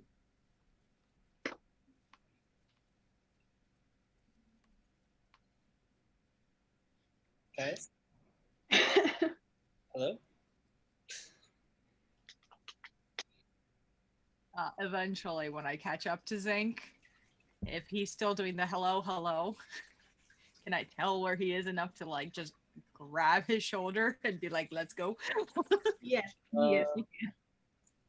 Also, at that point, Zinc will like feel the rope and be like, "Oh." Oh no. And then smack. All right, let's go. no, oh no. All right. Sutha is Sierra is attempting to track Sutha, completely blind right now. She So can't the use any of her tracking abilities. point out rule number 1 of D&D is don't split the party. We've And- just been Kitsune just commented, "We're past the point of don't split the party." At this point, yeah, we're in mitosis right now. We're fucking like bloop, bloop, bloop, bloop, bloop, bloop. Don't worry about zinc. Everyone worries about zinc increasing. Okay. So, Zinc and Darren, you guys are going to remain group 2. Sutha and Sierra, you guys are now going to become group 3. Okay. So I'm going to hop over to, I think to those two real quick and see like what they're doing and see if they end up rejoining the other group. So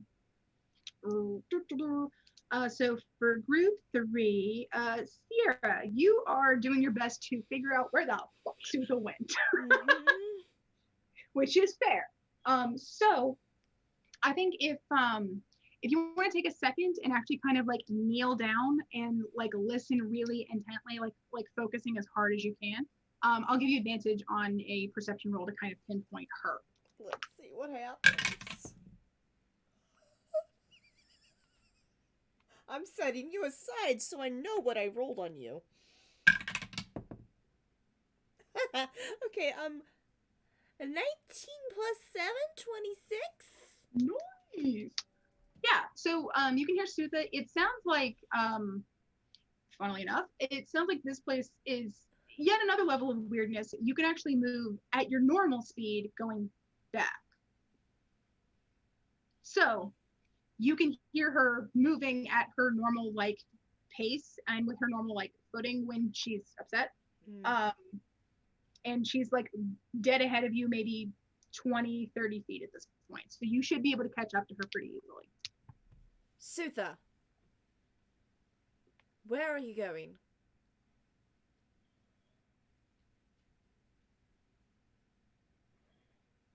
Sutha does not answer.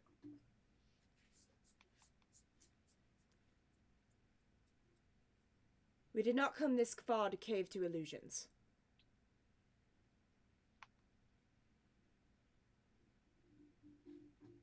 I did not come this far to fix the entire world's problems. Neither did I, but here we are. And she just like stops, I don't know where Sierra is compared to her. I imagine you're probably like looking above her head towards a distance. Probably, yeah. I think Sierra, did you step forward a little bit? Yeah, I want to try to get at least within 5 feet of her if I can.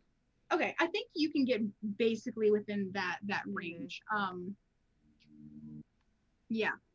So Sutha, you can hear that she's closer, but you're probably your eye level is a lot taller than most people's eye level, so you're probably actually like shouting a foot above her head. She's gonna do like the Hulk scream where she just like turns around and like she knows that everyone's shorter than her, so she kind of crouches down and she just, I'm not going to scream it on here, but she's just like, I want to go home.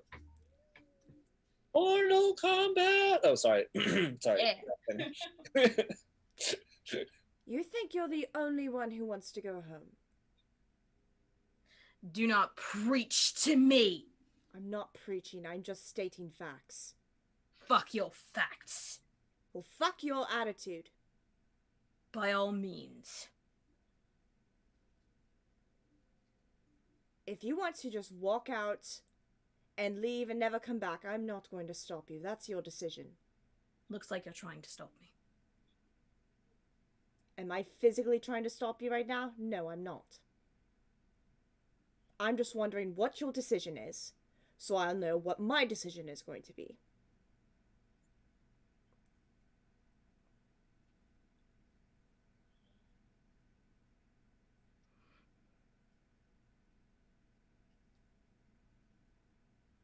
And she just kind of just like has a giant fucking temper tantrum and she just like takes her great axe, like bangs it against every fucking surface she can feel. I don't know if Sparks I'm fly. within 5 feet of you. I would duck. I wouldn't know what you're doing. She hit the wall specifically because she knows what the wall is. So she just like mangles this wall. Do you hear Are the you clanging? sure? Yeah, just the wall. Just the wall. We're being good. Just the wall. She just like hits the wall. A lot. I will accept that because like you were just talking to Sierra, you know which way, so you turn the. I mean, I opposite don't way. mind getting accidentally decapitated if that means Sooth is gonna have consequences.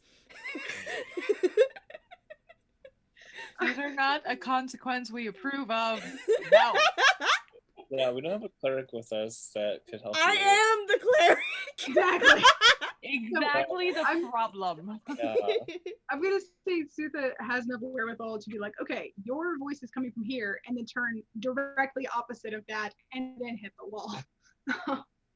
So Sierra, you were more than free to step back a little bit once you start hearing clangety clang clang clang bullshit. Sparks would be flying. Would you be able, if you were in an environment where you could see them? But for now, you can just kind of feel the little like heat of it across your hand from it. Shit, and I can't see her. Yeah. So no siren song to like calm her down. Oh, that'd have been fun. I have to physically be able to see you. I know, but just imagine. We already are in a place where if we're walking the correct way, it's super immensely slow. Just think about dragging a sleeping orc the way. It would be so much worse. She's starting to temper tantrum. What would I do? I just feel like she would stand there with her arms crossed and be like, "You done?" Yeah, that's basically what Sierra's doing. She's gonna wait until Sousa stops. Are you done letting it all out now?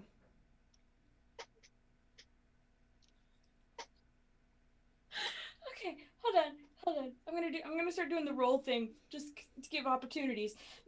Sierra gives no fucks. She was tortured and has no time for no one's shit. I know. It's just like I'm trying to defend. Like, does she throw hands at you, or does she just Bring like it. say, Bring it. Bring Good. it. Bring it. 1v1. I'm sorry, Paige. Did you just say nay fucks? Hi. She drops the weapon and just like Hulk screams in your face if she knew the direction of where it was.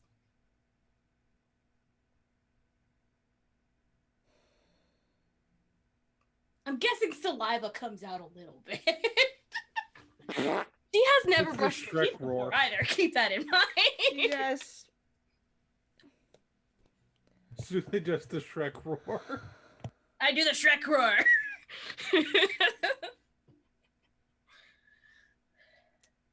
Are you done now?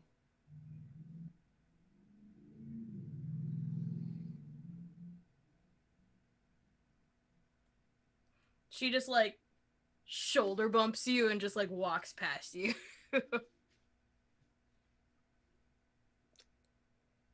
Oh, that took less effort for me than I thought. And Sierra will just turn on her heel and follow after into the fucking stream of voices.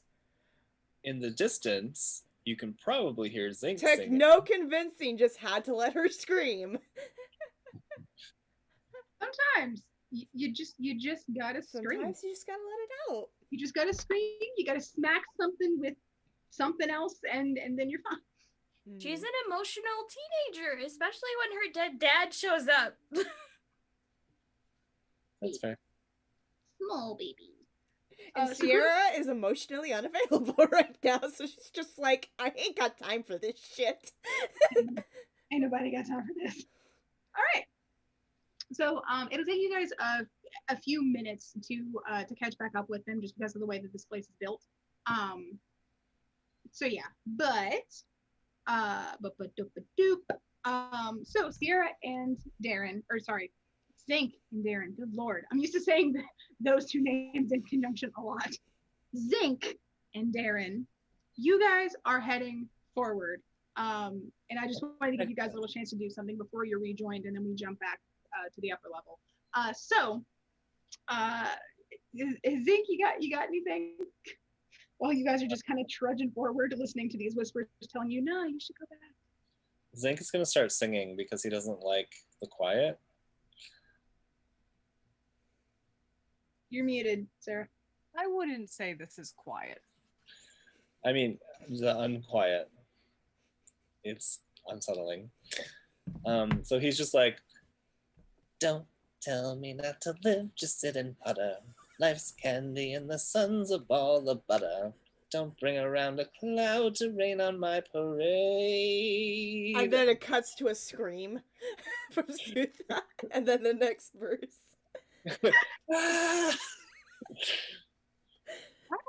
That'd be such a fun, like, grunge, like, version of, like, Sutha screaming some of the lines and Zink in the background, like,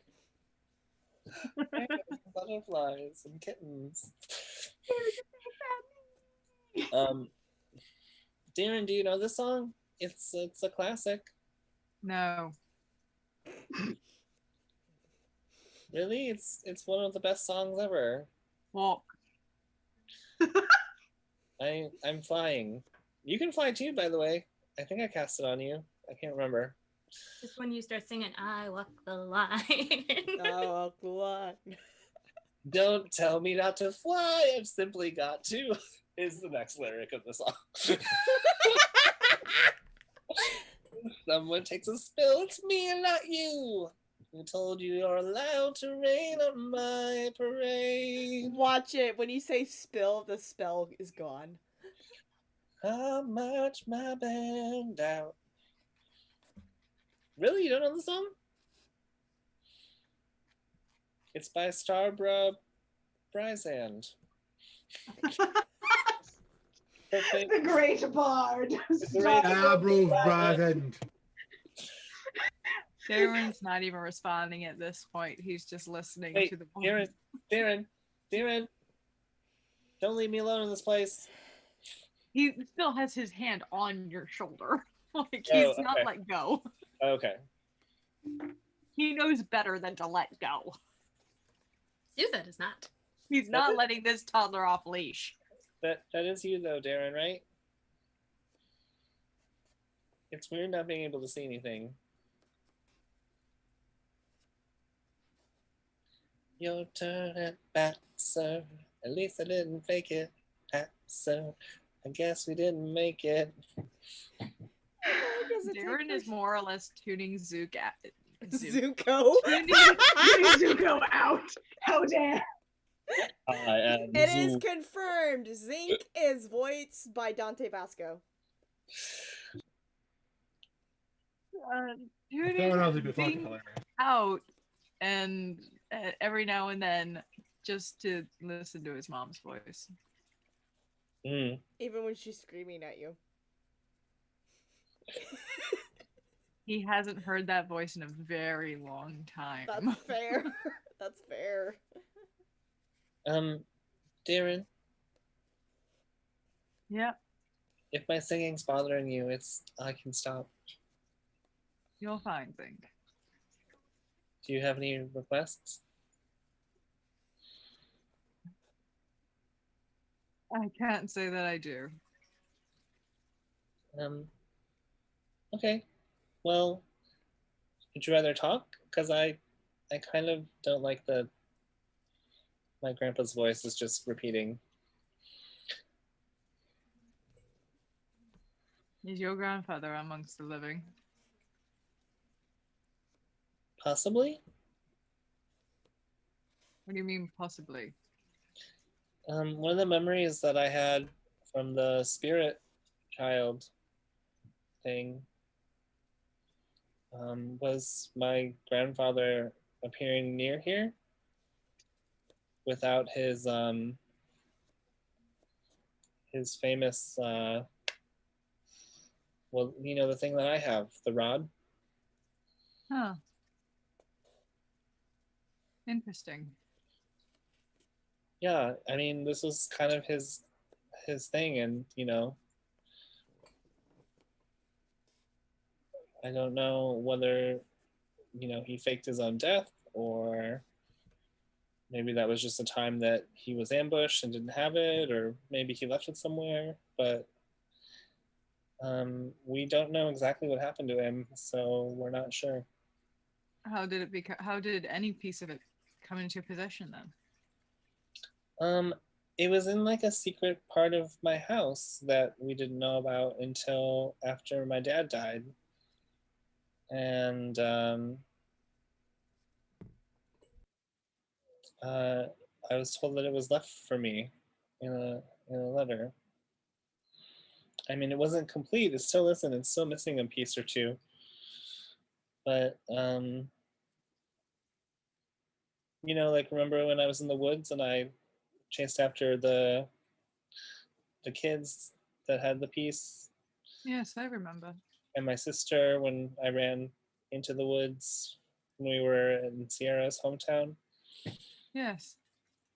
Yeah, they're connected somehow, and I can tell when those pieces are near, and I don't know. By the way, I don't feel anything, or before I continue, it's like the rod's not like, hey, there's a piece nearby, right? It's okay. I feel like if my grandfather was near, the rod would be telling me so, Interesting. Are Maybe you, it must be fully assembled first. maybe. He's a very powerful magic user, so I hope that, if I do see him again, he's on the right side, so to speak.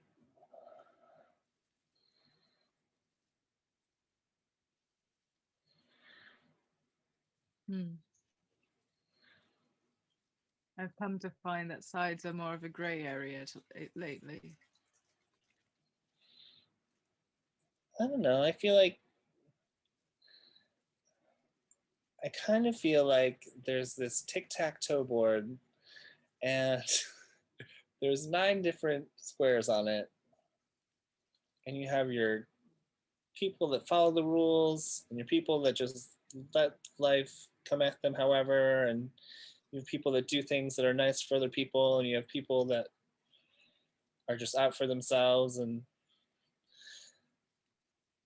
You I can like have the best of intentions and still end up working for someone who does not.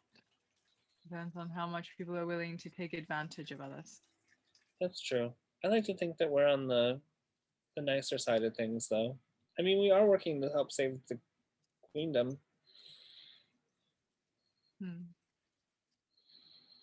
Yes, queen.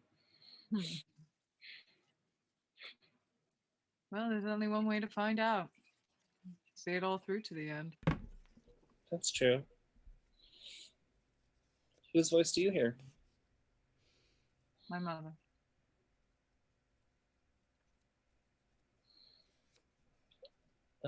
Is she still with us? Not for a very long time.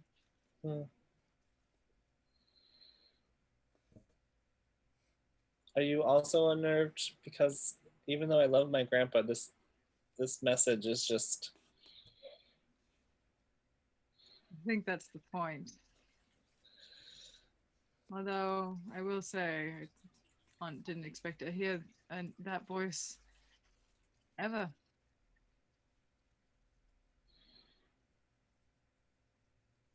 Well, maybe it's like they say, the silver lining.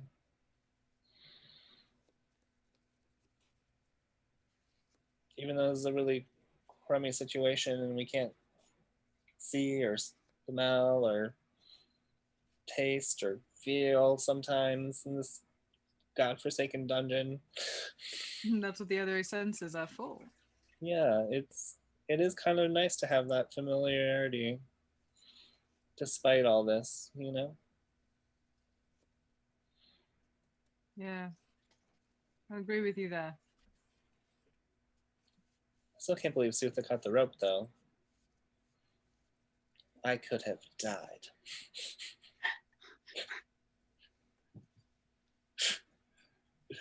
Okay, outside of game for a second. I'm sorry. It would be absolutely hilarious if when Sutha came back, you grabbed her, pulled her down, and was like, I could have done. He needs you to be able to see him for him to give that dramatic flair. Yeah. Right, after we get out of the room, we're in the sunlight, and you're just like, okay, everybody, I'm so glad we made through that, but I have one thing to say. Just like turn around and like bitch slap Sutha. You're like, I could have died, bitch.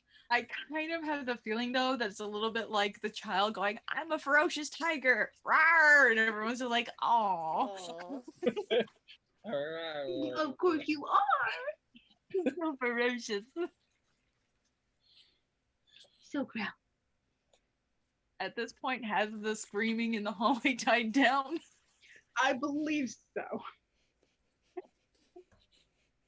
Do you think we should wait? We can pause for a second, even though this place sucks. I'll take a moment to see if I can hear them coming back down the hall, whether they're coming towards or away from us. Okay, roll. Perception. Taking the tower away because it keeps getting stuck. Why? It's halfway between 3 and 17. There we go. 25. Nice. It Oh, takes sorry, you a little no. bit of time. 27. Okay. So it you have to like take a moment and like listen beneath the whispers that are becoming. You just now realize that they're becoming a bit louder as you guys are getting closer to whatever the fuck. But you can hear two sets of footprints or of footsteps coming toward you. Well, it sounds like they decided to come back, so we can wait. Okay. Do you want to hear another song by Starbred Bryson? Why not? And he's gonna start singing "My Man." This is a song that Gary and I used to sing together all the time. No. Has Zink mentioned Gary to Darren, or with Darren around because his passive picks up fucking everything? I think at one point he did talk about it. I think in the hot tub. Okay. Were you in the hot tub, or were you? We were all in the hot tub. Yeah. Letting it all hang out. No. So he just started. I'm not gonna sing the whole song, but oh my man, I love him so. He'll never know. All my life is just a stare. You know, this is really better if you can see what I'm doing with my hands. But I don't care. When he takes me in his arms, the world is bright. All right. This is what you guys are walking towards. Yep. Sierra's looking around like, what the fuck am I listening to? Zink should have been a bard. She slips back into her pirate accent for a moment.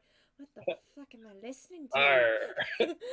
Watch me, the siren. She's Scottish for a split second there. I be hearing Where the siren. fuck is this dilapidated noise coming from? What the fuck is this bullshit I hear? This is Starbred Rising. Dang like this. You do not disrespect. Back up, you spooky bitch. Go back to bed, you overgrown sausage.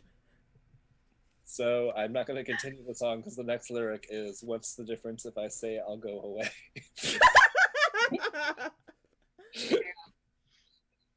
So poignant, Barbara. Good job. I mean, Starbra. Okay, so yeah, I think Sutha and Sierra are both like fully aware of when they catch up to Darren and Zink because Zink's melodious voice is drawing them near. So yeah, and then you guys are all like back together in the same little pod. let's say, group. Okay. Can we please continue forward now? Yeah, my hand's been on this wall nonstop, with the exception of when I hug Sutha. Are you doing okay, Sutha?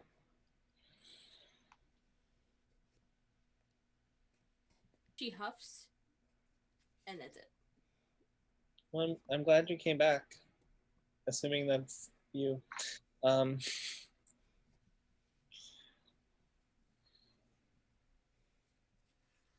you guys mind if we talk so I know that you're with us?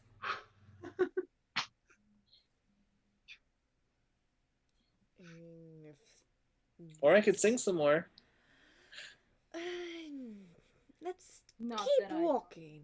Okay. Not that I don't love Starbucks rice sand, but no. You've heard of Starbucks Rising? And I'm going to continue walking. And Sierra continues walking. Fair And we're enough. walking. We're walking. We're walking and And we're you're walking. Fair enough. Fair enough. So yeah. Okay.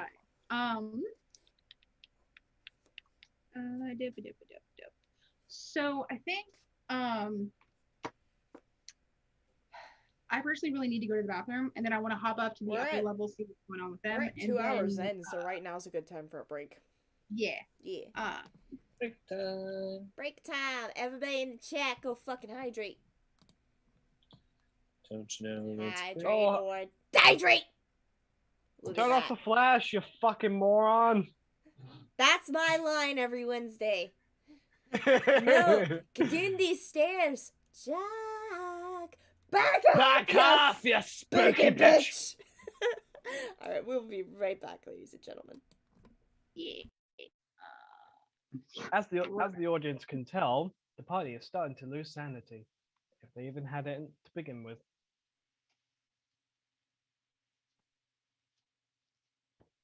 What do I do? I'm spitting facts.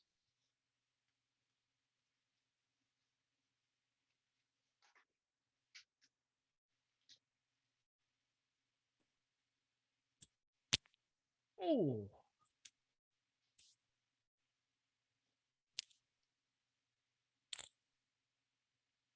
I heard that one. Yeah, that one hurt. Nope, mine won't go. I did it on screen. I didn't know if y'all heard it or not. I was like, wait for it.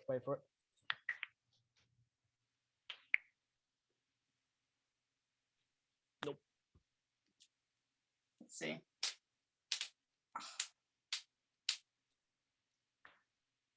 Come on.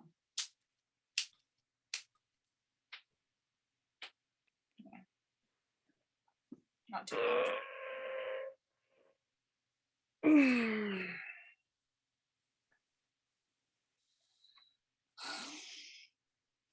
I work tomorrow. That's gonna be fun. But I don't want to. I mean, let's be fair. If you physically can't move, then it's not gonna go well. We'll see how sore I am in the morning. Take a hot shower. Either way. I won't have time. I have to get up really early.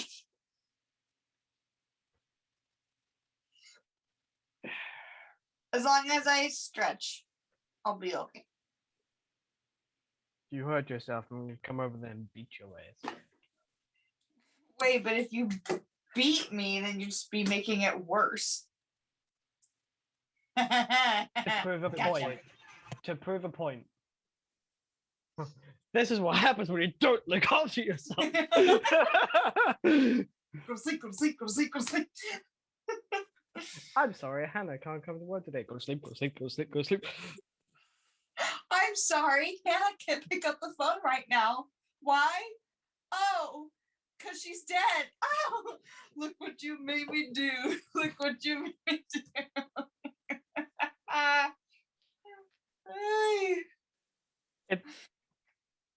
It's fine. Disney could always do a recast. That's what they're used to. It was a joke. No, now my feelings are hurt. Disney may recast you, but no, never recast you in our love, in our hearts and lives. Oh, you love me. Shut up.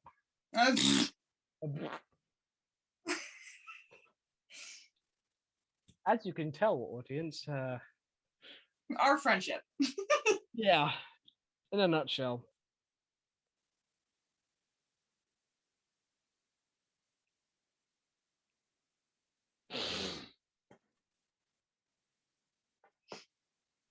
Jesus Christ, this daylight savings really hitting all of you. Yeah, no kidding. Oh. Ow! Don't You do that, hear it that? hurts. Those are my knees. Don't do that, it hurts.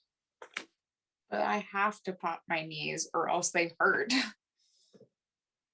Well,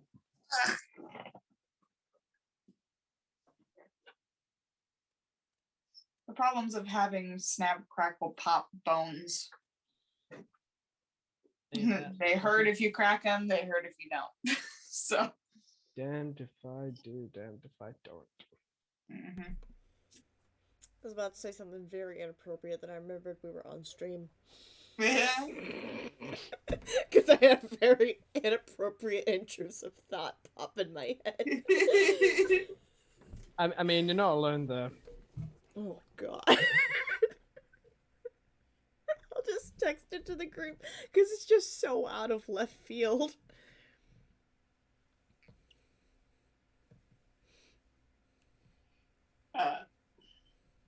That was tiny.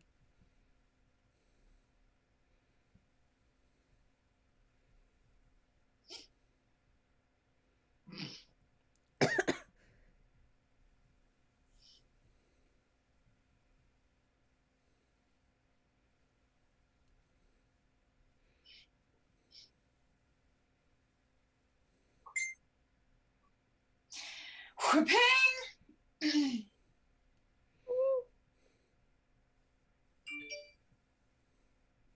Go away. Okay.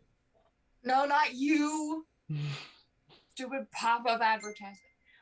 Oh my god.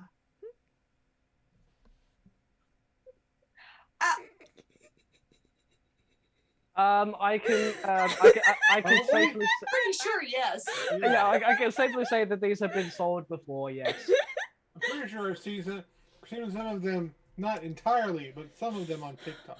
Why do I want to buy one and make my own? This is my Jeffrey maker.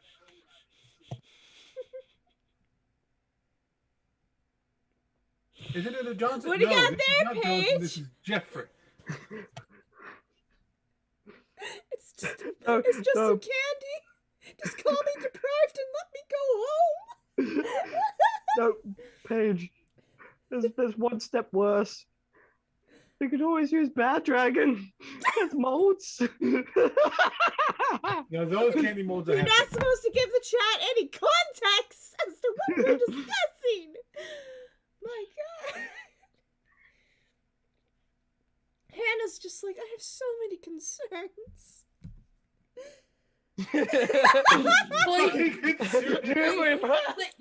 You think that this is the line that I draw of concern for this group? No. The line of concern for this group is now a dot. Yep. Behind us. Way behind us. Concern escalating.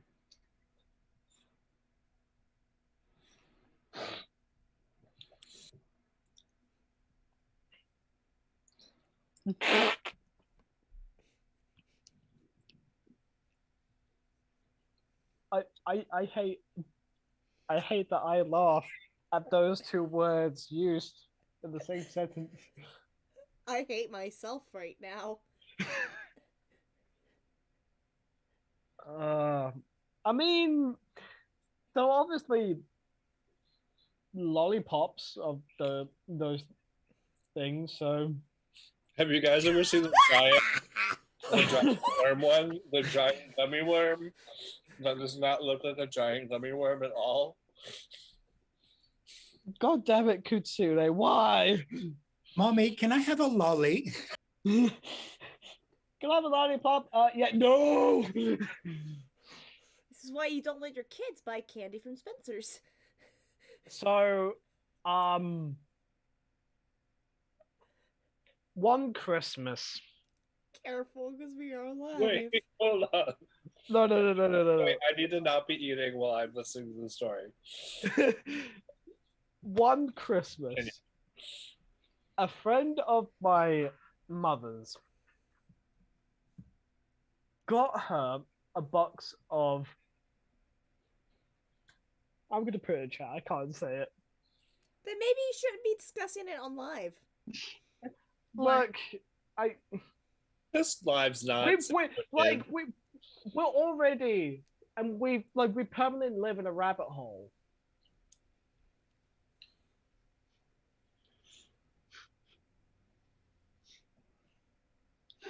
I come back to some wild discussions sometimes.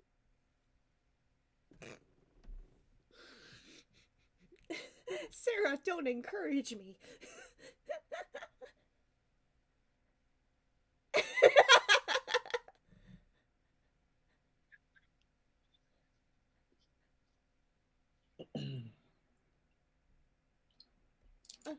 Are we ready for some topside shenanigans?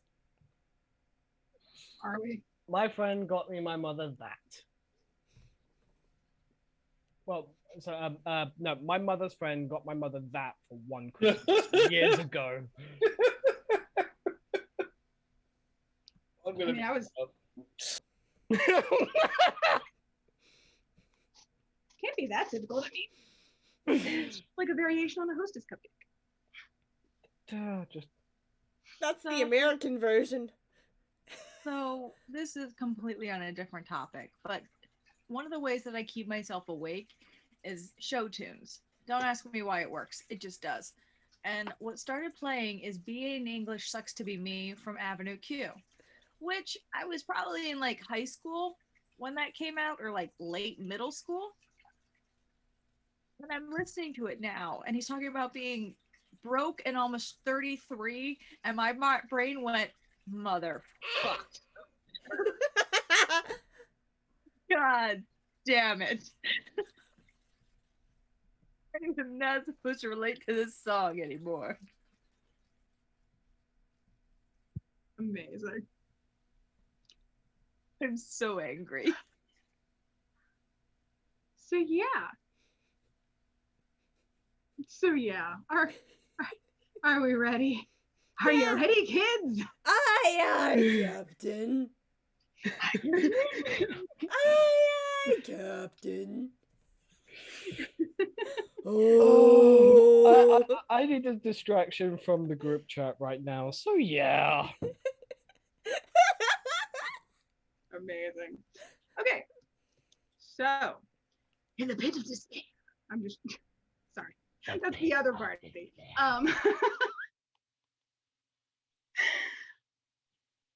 Anyway, so back in the upper level, where shit be going wacky, yo.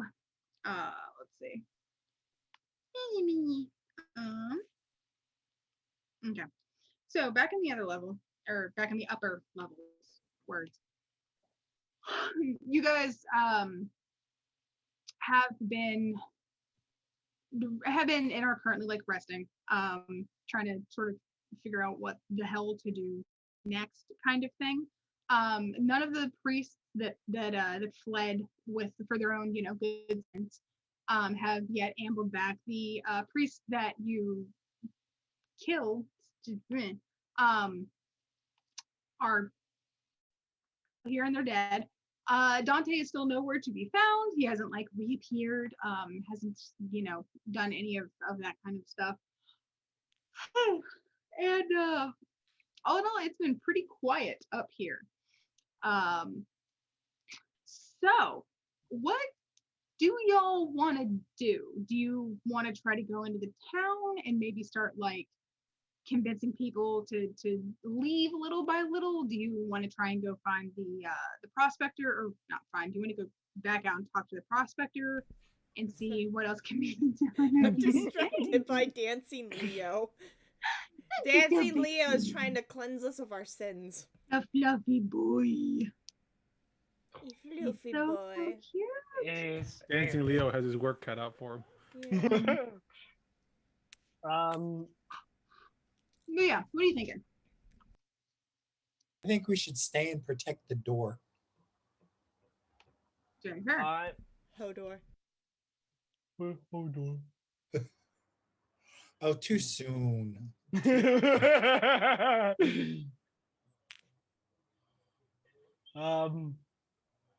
I'm kind of interested in what's in the other rooms of the temple. You're kind of interested in what?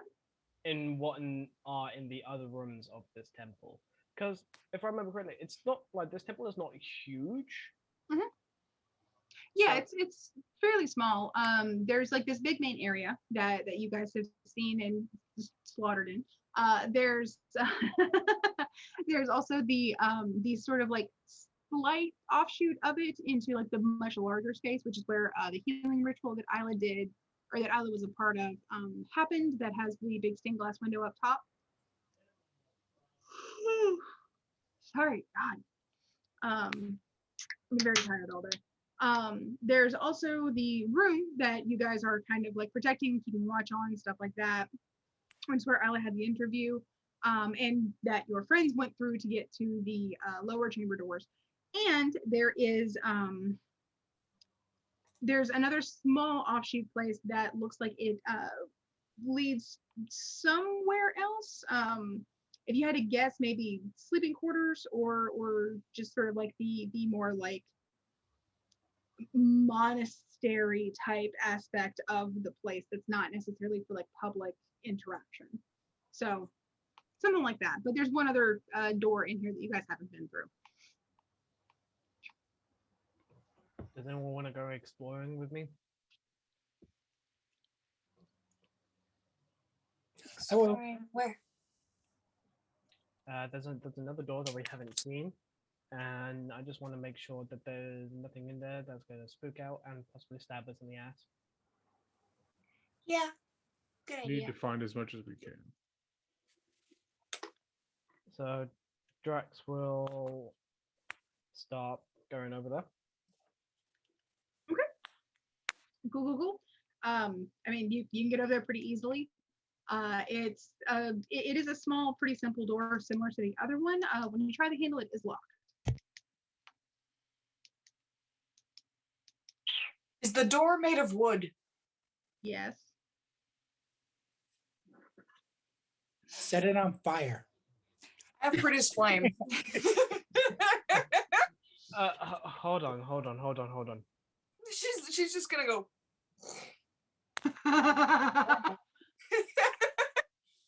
Hold You on. are not kidding. Good Christ. Drax will try and kick in the door. Like Roll- full on Sparta kick. Okay, roll a strength check for me. This is Moonstone. my stone giant strength is still up. Right. This is bullshit. That's 22. Yeah, no, you fucking just lift and just like do bam, and this motherfucker just like pops the lock back and it slams into the back wall. It's open. You're gonna need to replace the door if they want it to close again. So yeah, you see a small corridor down here that ends in like the equivalent of like a large break room, eating place. It's like a kitchen and attached like eating area. Like you can kind of see like the cauldron over the fire kind of thing. And there's a few other doors along this way that some of which are open, some are closed. I think there's 4 of them. And there's one other slightly larger door down at the end, closer to the kitchen. What you do? Each of us could try like one of the 4 smaller doors before getting the bigger one.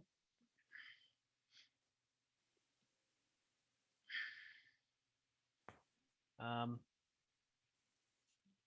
if that's something y'all want to do. Sure. Drax will go for the furthest right door. Oh, So is it like 2 doors on each side, or is no, it? it's like a row of 5 doors technically, and the one at the end is a little bit bigger than the others. Drax will go the furthest one. Okay, so the big one. Not the furthest one. Apart from the big one. Okay, cool.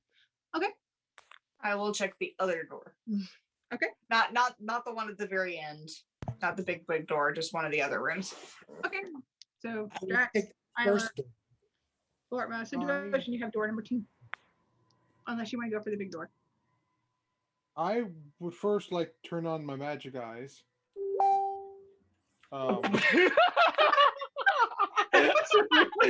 That was really in sync. That was beautiful. Poke eyeball, boing. There you go. Consider That's the please sound clip apparently that. that it makes when I use my magic eyes. That's great. Oh, Amazing. So I can look out for any sort of like I mean, particularly high you're concentration. still in like a slightly magic-y kind of place. So like there's a few little things here and there. Like there's a spell on the stuff on the torches back here so that they'll like keep burning, but will burn cleanly. It looks like there's a spell on the cauldron. Is some kind of something to make sure the food doesn't get burnt. Honestly. And stuff like that. You don't see anything malicious though. It's all pretty normal day-to-day stuff. Do I find any like particularly high concentrations coming from any of the doors? Not ish. I think the big door would have like a bit more stuff coming from it, like more of a glow to it than some of the others. But if you're just going by like pure status thing, big door is probably where either Dante or like maybe Dante and the other head priest like slept. So that could just be kind of a result of they've been here longer, they do more shit in there kind of thing. But yeah.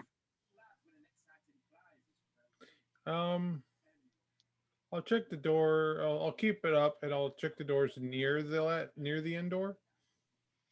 No, because Drax and Isla have those too. Oh, so there's the 2 doors, and then there's the end door. No, so it's there's 4 doors and the end door. So there's 5 total. So Drax was checking out this one. Isla's got this one. Florma has this one. So second one or big door. I'll go second one. Okay. Yeah. Is it locked? It is not.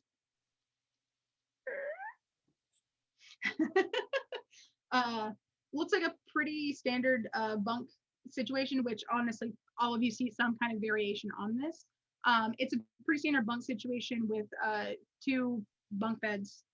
So each of these rooms houses like 4 people. The ones closer to the front look to be from newer people that are like just clerics or just apprentices kind of thing. So they haven't like kind of moved up in the ranks, so to speak. They have, much simpler roads, much simpler and cheaper magic holy symbols and stuff like that. As you get kind of closer to the big door, that's where you get some of the more like the more experienced priests, some of the ones that have been here much longer, stuff like that. Until Drax, I think your stuff would have things from the people that were like directly below the top 3 like head priest kind of peoples. So for all of you in your rooms, go ahead and just roll me a perception check. Perception.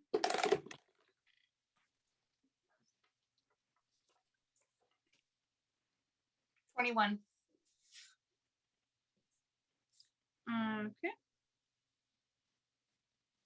That's a 26. Fucking Christ. It was an 18.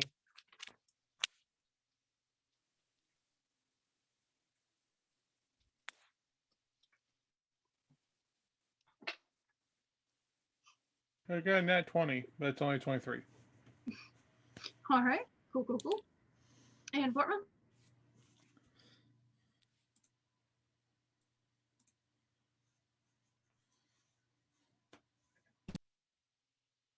I see nothing. 12.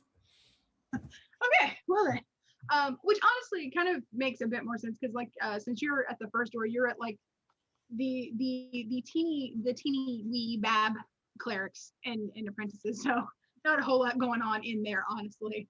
I think devotion, one of the things that that you find while you're in there is from the way that the mattresses are sitting, you end up finding somebody's diary, honestly, just like kind of tucked not quite fully Ooh, secrets.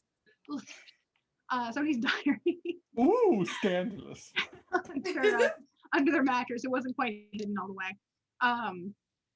So you do find that looks like it's from one of the junior priests, like who's actually like made the priest title, but he hasn't progressed very far, kind of thing. And Drax, sorry, and Isla, you're the next one over. I think you end up finding an unsealed, unsent letter that somebody was penning, like they were actually like writing it on their little writing desk in there, that catches your eye because it almost has a ring to it that makes it sound like someone was writing their own like goodbye family letter, like something about the tone of it. It's like, if you've received this, then you must know that I have passed on, that kind of thing. But it sounds like somebody was like actively, because like the pen's right there. Somebody in this room was actively writing it, which is just odd. And Drax, at the in yours, what you end up finding are you end up also finding another person's journal, but this one looks a little crazy. Oh no. So yeah, do you guys kind of bring your stuff in to show everybody before you proceed? Yeah. All right. Yeah. Who wants to show their thing off first? Mine might be inconsequential. So I'll say, well, I found one of the young priest's diaries. I have So a, yeah. I have a Sorry, diary too, and oh boy. I think I have a not a live person last letter. A next of kin letter? No. A person who is no longer with us and wrote a last letter. Do you think they would have died earlier today, or do you think it was one of them? Don't know. All I know is that it's very sad. Unsent death. Unsent. It was written kind of like, well, I'm not here anymore, so here's my last words. So yeah. Sad. If Isla takes a moment to read out like a couple of little pieces of it, it's basically the thing of like, to my beloved family, and it's still written with like that very calmness to it that y'all are very familiar with in this place by now. Terribly sorry for the inconvenience, but I'm dead now. It's basically like, if you are receiving this letter, then you must know that I have passed on to the wonderful afterlife to join our blessed father, Lathander. Do not weep for me, for I have ascended to a new plane, and I have given my services to one that is worthy, in a cause that is worthy.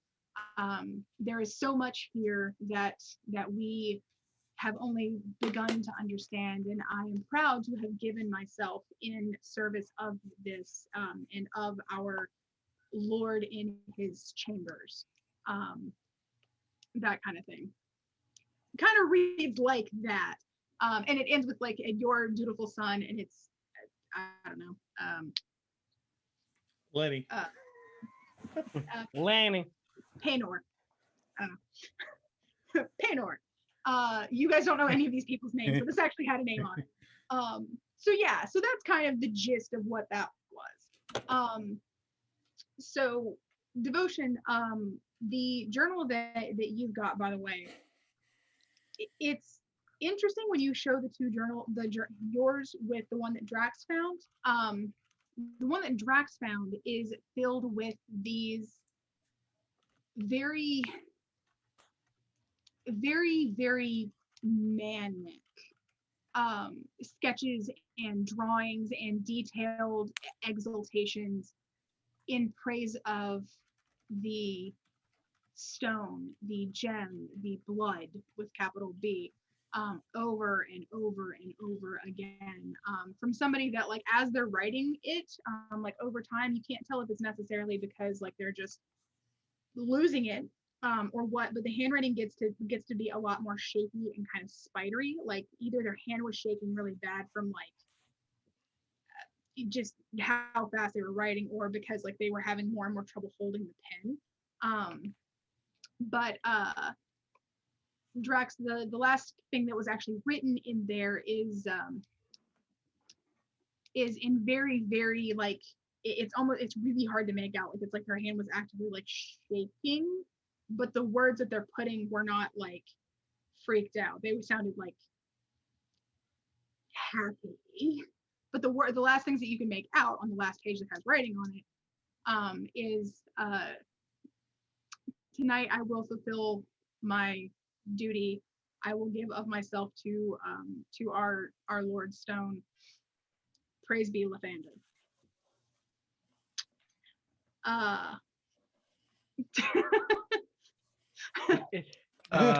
Visible confusion. That is confusion into like deep concern. And he's kind of like gonna look at the book and go, "Are these motherfuckers be crazy?" Devotion will kind of he'll offer to trade, like, here, read about here, you can read more about the adventures of a young nervous priest. I'll look at the crazy journal and see if I can't glean anything more. I'm used to read. I have more experience with reading the crazy. Drax will trade, but he's not going to open the book. He's just going to wait for your reaction and be like, yeah. Oh, just you with wait. Devotion's background, like, is there anything else, anything more he can glean from this? Like, if not for like gleaning more like valuable information, but for him, like, can he see the stages that he's seen before? Roll me insight. Incite. Ooh, I have a good incite. That rolled off my damn table. Can you not get jumbled in my shit? Okay, one went off the table. One got lost in my necklaces on the I was going through. And the last one,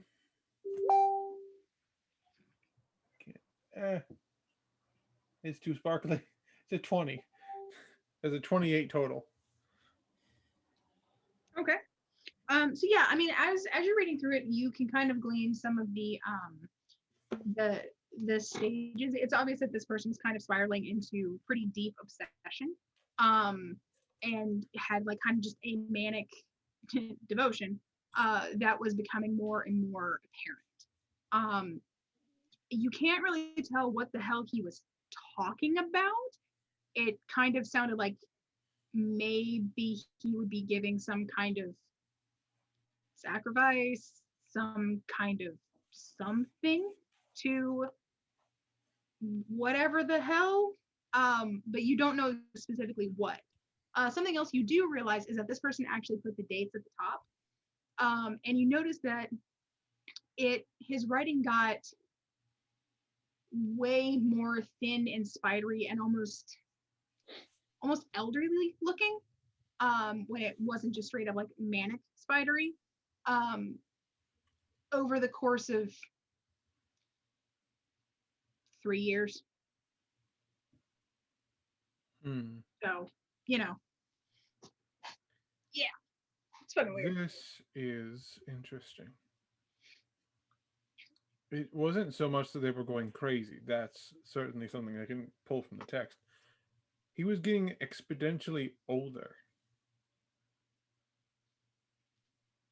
Older and older and older.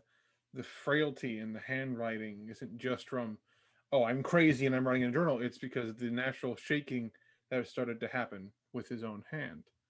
And the last one, well, that's kind of the last entry is just as obvious. But I'd say this descent started about 3 years ago, as well as the aging. So someone aged, like had accelerated aging. My estimation would be okay. It's more. Was it an intelligence check to give an estimate of like how about how old, like young adult to I like don't elderly or like know if middle you'll be age? able to glean that just from the writings, because the writings are just about the stone, and it's fairly difficult to decipher if the person what's causing the writing to be more thin and spidery looking, if it's just the manic stuff or if it's also age. It's really hard to determine anything more than that, other than something hinky was going on. Oh, I don't think you're going to be able to get any specific age ranges though, because there's not anything in reference to like his own anything. Is the date is the last on the last page like the date where he's like, I will be a sacrifice? That sort of passage is that date today's date? No, that date looks like it was a couple of days ago, the night before Isla's ritual.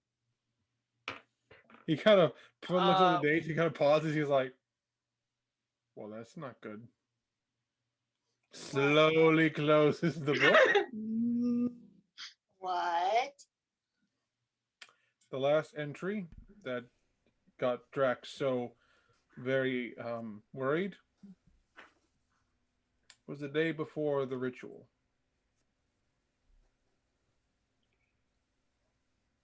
This journal belongs to someone who died less than a few days ago, or at least proclaimed they were going to die for the stone less than a couple of days ago.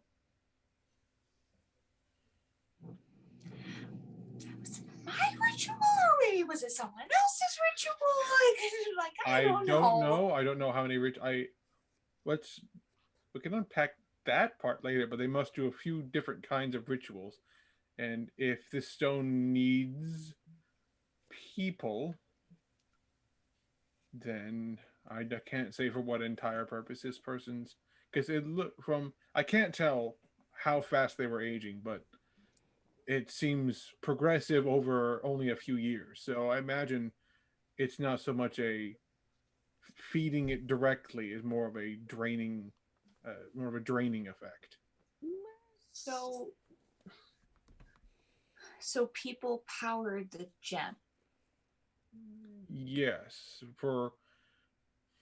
in my experience, even things like this have a cost. Even things like the stones.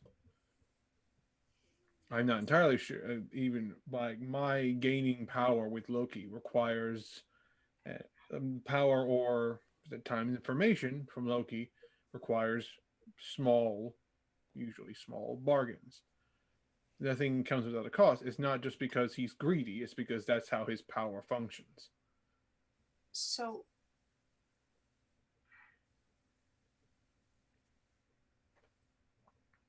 I'm responsible for someone's death.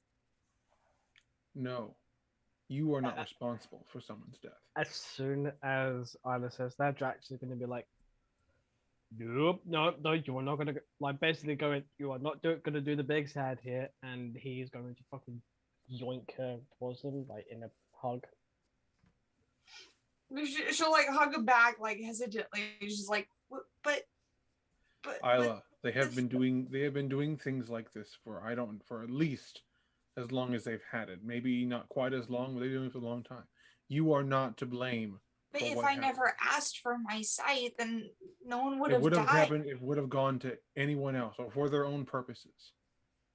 this level, he kind of holds up the level of zealotry and, no pun on my own name, devotion they have to this god is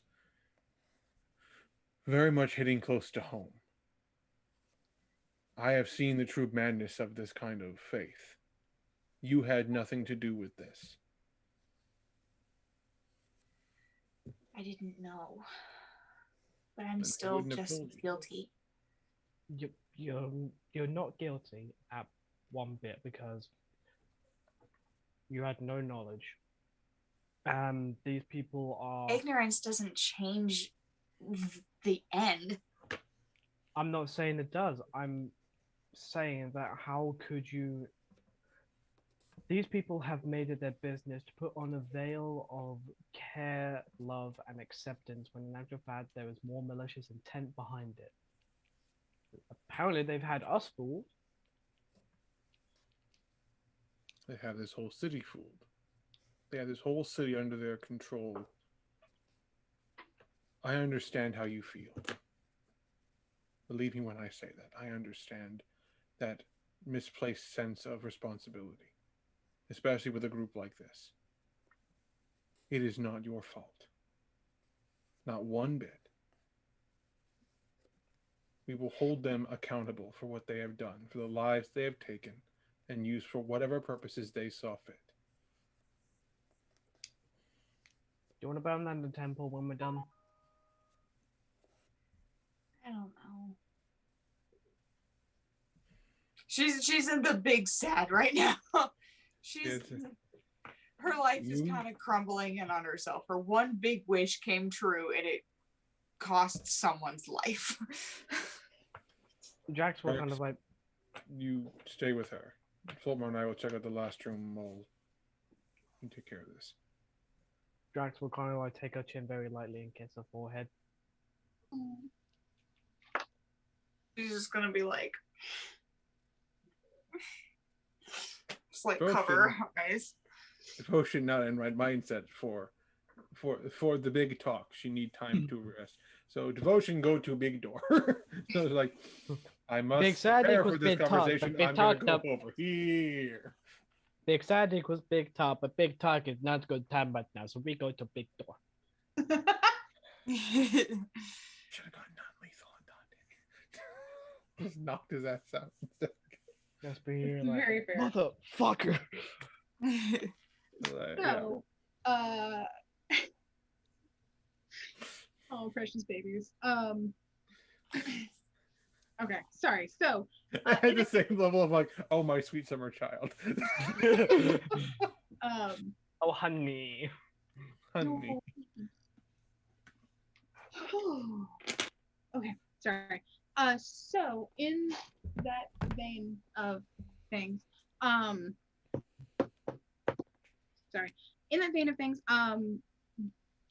once Florma and In Devotion leave the room, Drax, did you specifically want to have the talk with Isla so that she will not have as much sad? You will try? You will try. I am not qualified, but I will attempt. Oh, I'm still coming down from a rage right now, so I'll try. Cool. Well, I mean, it's your fiance, who's, you know. Yeah. I'm aware. I'm well aware of my current situation. I am Where? Like, but there'll be like a good couple of minutes where Drake's just not letting go of her. First of all, then Drax will kind of do that thing of, you know, grabs face, looks towards, just like, oh, listen here. What?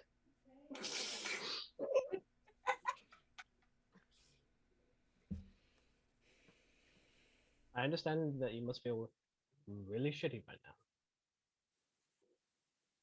now. Shitty is putting it one way. But these people have made it a business to infiltrate into people's minds and make them believe one thing and nothing else.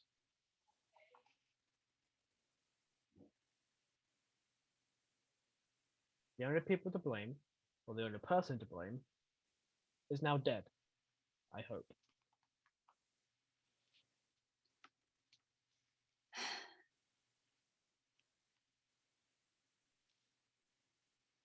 I feel incredibly selfish.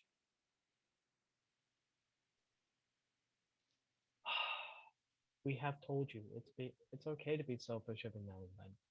But no, it's not. I don't like being selfish. But sometimes a little selfishness helps. No, you don't understand. And yes, she is going to become a rag doll and like limp in his arms. It's sort of just gonna be like, you done? It's my fault. I didn't mean to do anything.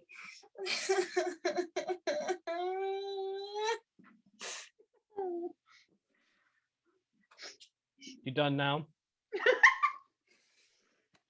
I'm kind of sad my telepathy isn't just constantly going and I could just somehow listen in on this. She's like,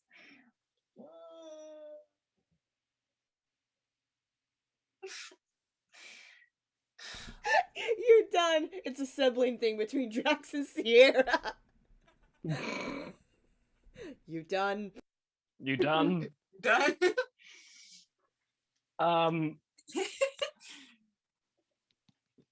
So Joe's gonna kind of like sit her up and stand her on her 2 feet. I do understand because I've been selfish. I left my home when I could have just stayed and toughed it out.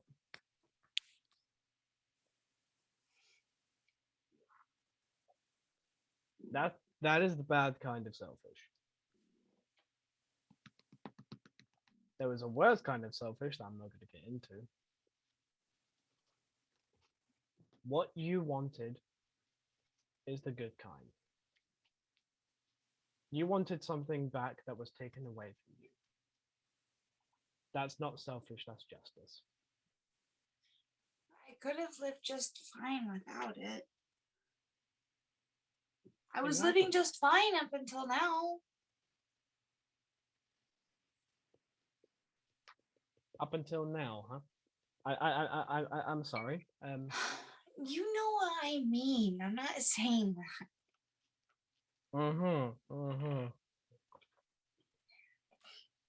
You know, I can see your face now. So I can see that smug little smile on your face. And you're still not complaining. I punch him in the arm. Again, you do 1 point, but it's just like, yeah. We've been through this.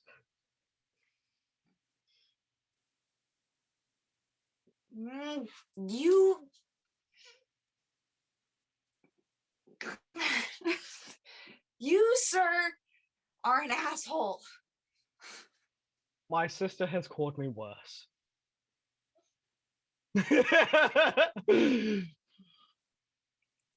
Yeah, what is In like 3 languages.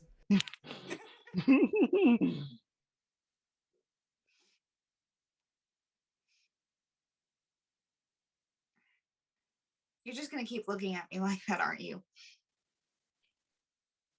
He will switch to Elvish and say, maybe so, but that doesn't mean I love you any less. She'll reply back in Elvish. Don't use my own language against me. That's mean. It worked, didn't it? Blushes. No. He'll pull her in again and just give her like a big squeeze. She give him a big squeeze. And when she lets go, she's gonna be like, okay, let's move on. And she'll move on. Wait. It cast Druidcraft to put thorns around his ankle. Just so he trips. Just a little trip. I swear there's a roll here. And then she's gonna go and dash forward. Just like she's gonna go. Yeah! I was gonna say, make me a dex check to see if you actually eat it. Please roll a nat one.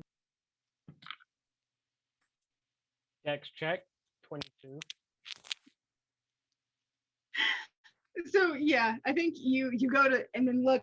Oh, okay, and then you've got to spend a little bit like shaking your boots to break them all so you can leave. So, oh yeah, no, yeah, real mature, honey, real mature. Who said that I was mature? Or you? That's not the point. Speaking of maturity, if that's Dante's room, do you want to rummage through his shit? You know, now that Flortma and Devotion are in there. Do you think I can find something shiny to break?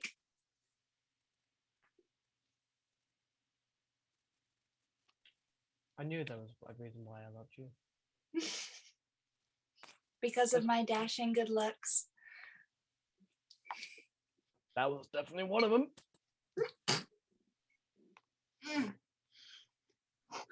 Alrighty. I was gonna say, let's fuck shit up, shall we? Yeah. Okay. Let's start a riot. So before y'all get back in there with everybody else, Devotion and Flortma would have been in there and chilling. So Devotion and Flortma, you guys went ahead in there while Drax and Ollie were having their talk, to kind of see what you could see. Is that right? Yes. Also, I still have magic eyes on. That's fair. So this place, it looks like it's a bit more subdivided than the others. It's not truly like your own room kind of thing. It's a group room thing, but there are like curtains kind of put up so you have like a little bit more privacy, but you don't have like really your own space. So yeah, one of those things. But you see two single beds that are sort of across from each other in the main part of the room, and then the bigger back room, which has more of the curtains sort of separating it off. There's a slightly larger bed that you're assuming is Dante's just from the setup. But yeah, so your magic vision is still on, and you're able to look around and kind of see what all is going on in here. And basically like kind of check it all out. What your magic eyes do see is that it kind of catches and touches on the fact that each of these has sort of a very faint glow to it, like a magical residue, basically, that kind of spirals slightly downward, just down, and hasn't been present in any of the other rooms that you've seen. And it looks like it's just sort of vaguely suffused this area, like as they sleep, kind of thing. They have a couple of like extra holy symbols up here that of course have slightly stronger magic on them. We've got a few more like household spells and stuff on things in here, stuff like that. But that would be the most obvious magical thing you see, is kind of this residue that suffuses them while they're in their beds. Anything sort of sticking out? Not besides that part of the magic. what is the what are the things that have that residue sort of like going down? Is it like It's going it's to the just floor, the or is bed. it just No, it's just the beds, and it seems to just the actual part that kind of trails down. Looks like it's coming from roughly where their head would be on the pillow. yeah? Can I tell what kind of magic? It looks What kind divine. divine? Hmm, that's odd.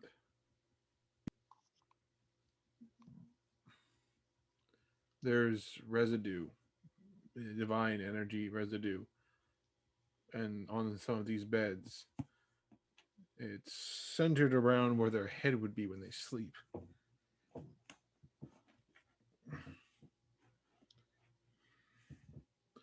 But why?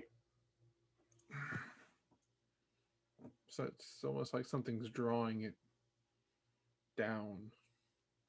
Do I see anything like? Do I see like that symbol we saw in the ritual chamber on the floor anywhere? You mean something that kind of Like they had the big ritual like circle thing, but had the actual the zealot's blood like in the middle of it. gotcha. There's nothing in here that has that thing. Also, this place doesn't. This room and none of the others have had like stained glass windows kind of thing. They've had very plain windows. Um, thing that obviously looks like it would draw a connection to the gem. Okay. That is also a excellent place to look. The actual ritual chamber. Because that was separate from the main hall where we had our fight, correct? Yeah, it's behind like a little partial wall kind of thing. Um, and that wasn't the big window that y'all shattered. Y'all shattered the big one that's in like the foyer kind of thing that was of Lathander's symbol. So we fought in the main the foyer instead of the Yeah, basically. he kind of thinks about it. I want to take a little look at the ritual chamber. Now that they're gone, it will be a soaked in holy magic. I want to see if I can find that necrotic energy again. So he'll nod to Florma to kind of keep looking, and he's going to go find the ritual chamber. Okay, gotcha. Before we do that, Flortma, anything in particular that you're wanting to look through in here before you get joined by the other two? Ransack. Go through everything. I hate these poopers, so Fair enough. Oh God. and Okay. and what's his name dared to strike me twice. He punched you in the face. Yes. I'm ready to He dared ran. harm my beautiful face. This Okay. is the elven vanity coming in. All I'm just right. imagining Drax and Anna coming in. Has the ransack started yet? Devotion kind of waves him.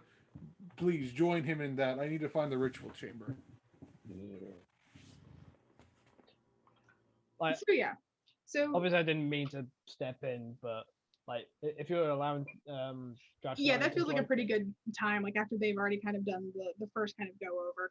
So yeah, so if you want to assist Flortma, I think if all of you are just looking for like things of value or things that can give you more information, go ahead and roll me investigation checks all around. 19. All right. Oh, that's not actually that bad. Investigation, right? Okay. 16.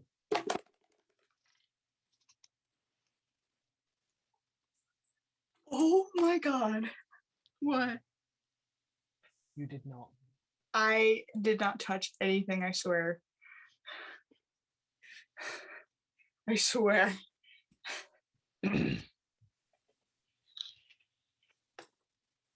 That's a That's a 23. Natural 20. Natural 20. I'm setting the picture now.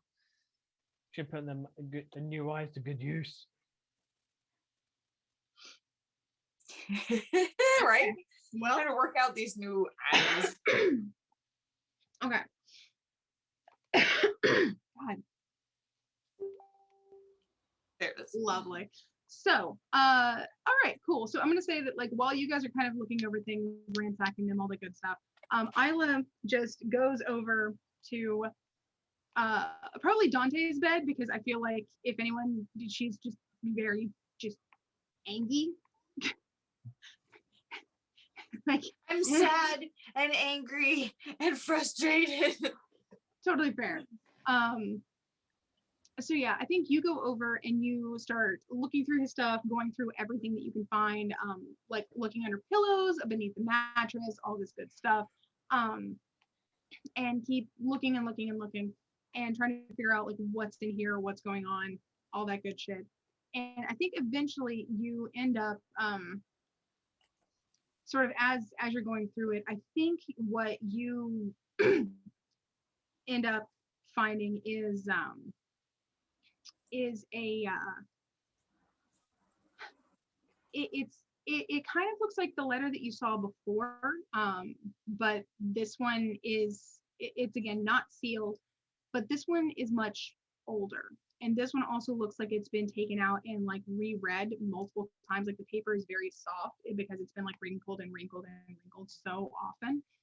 It's a little bit like discolored because it's been handled so much. And like the envelope's been like ripped and torn in a few places. Like it's obvious that this is something important just because it's been kept around for so long. And it was in between like his mattress and the equivalent of like his box spring kind of thing. Did you read it? Yes. Yeah, all right. So when you open it up, you can see that just from the way that it writes and the way that it feels in your hand, because you can still kind of detect a little bit of that like aura of things. This is definitely like from Dante. You know that before you see his name at the end of it. It looks like it's a letter, but it's a letter to himself, if that makes sense. So, and through this, he actually takes the time and details like his first giving ceremony, which he's put in with a capital G. And he notes that he was here and saw the giving ceremony from the previous head of the temple. So you're guessing from like the and I think the date on this is about 10 years ago. So he said that he witnessed his first giving ceremony to completion when the previous head completed his devotion to Lathander and gave way for Dante to take up the mantle.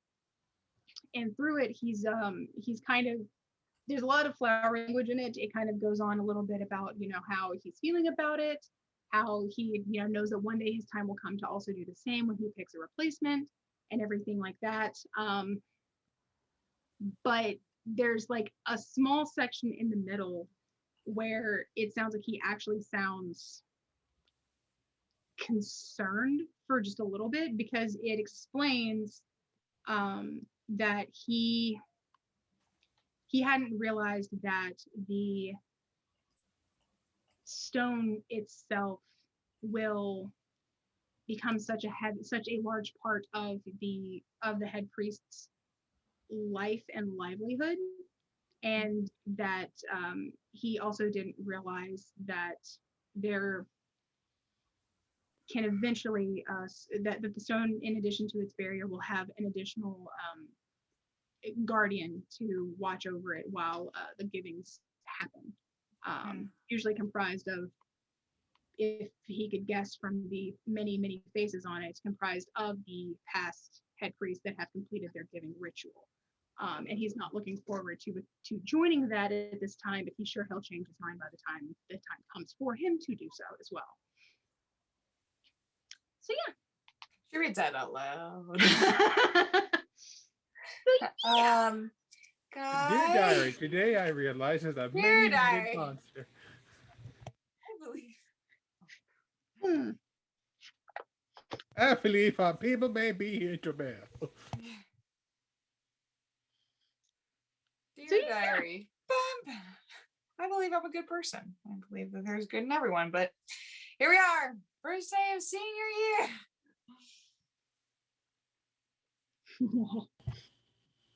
I don't think Devotion actually got very far before she started reading. He kind of poked his head in. Did he say many faces? Hey, many as in plural. Yeah. Oh wait, shoot, I totally forgot. Isla is reading it very brokenly because she has not read That's in right. so long. Mm.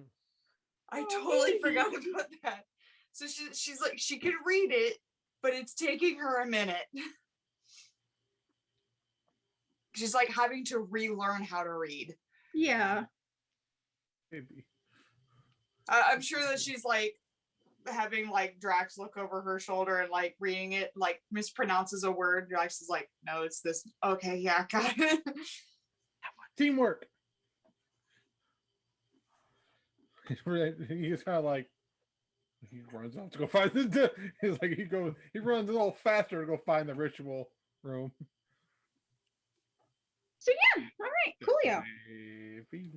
So I think that's probably where we're gonna leave you guys, is looking at that, like Isla looking at those words on the page. Maybe Flortma and Drax looking at each other like, what the fuck? Devotion like kind of like chit going down the hall. So yeah, okay, cool. So I'm gonna jump back downstairs. So yeah, sorry, I'm gonna jump back downstairs and see what else we got going on. So yeah. So back downstairs, you guys are making your way downtown, walking fast. Making our way downstairs. Downstairs. So yeah, walking fast, walking faster. Now we're running. So yeah, you guys are making your way as fast as you're able to, because this place is still real fucky. Through everything that's kind of going on.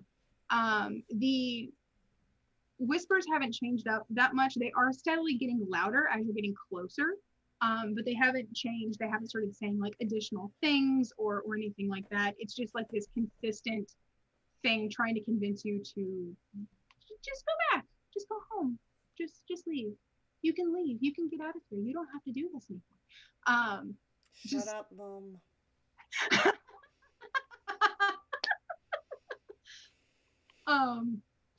But yeah, you're so done with all of this. Goodness. So yeah, but eventually,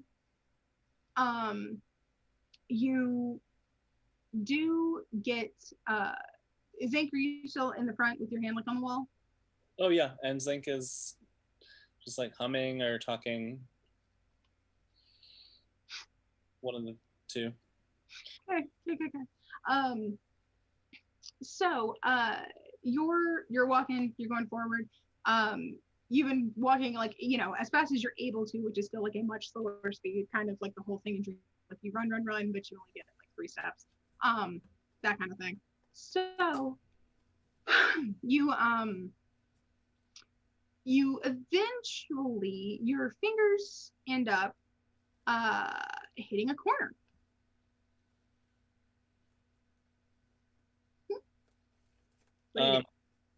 So is this a corner like this, Or is It's a corner that from where your hand are, like put your thumb out, you can feel the wall against your thumb. So it's a corner this way in front of you, not away from you. So we reached a dead end. Do you I keep? I think it's the opposite. There's like we could keep going, or there's like a path to the right. Is that- Move your hand further over. There is a wall and then a door stop. A sill. Door sill. Door Oh. jam. Threshold. That one. Yes. I think I found a door. Found a door. Yeah, hold on. Let me see if it's open. I'm gonna try to feel for the handle. It takes you a little bit of time because it's been a whole day here. But eventually you do find the handle. I would like to try to open it. Fair enough. You go to turn it, and when you turn it, you notice that it does turn, like it's not locked, but before it actually opens, it's like it's kind of being held in place. All of you in the various voices that you're hearing hear a sudden change in what's being said. It goes dead quiet for a solid second, and then almost as though that person is like right there with you.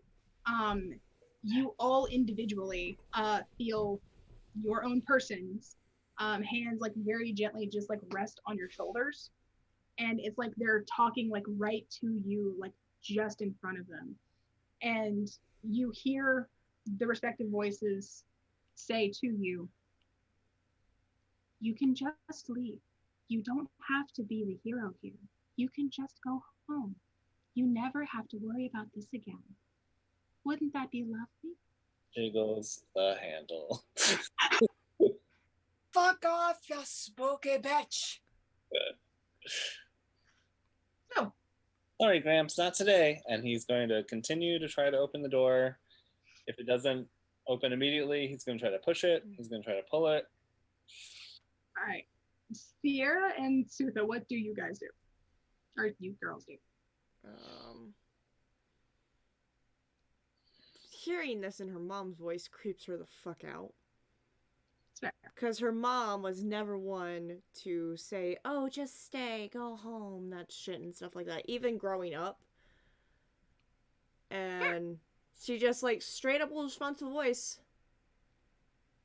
"My mother would never tell me to stay home." Nice. Once you speak, and Zank also once you speak, the voices and the feeling just vanish. Sutha, what do you do?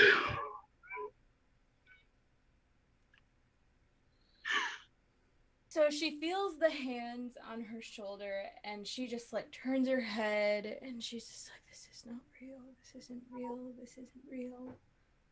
But she wants to touch it. So she's like touching her shoulders, like hoping to feel a hand. And there's but not there's actually nothing anything. there.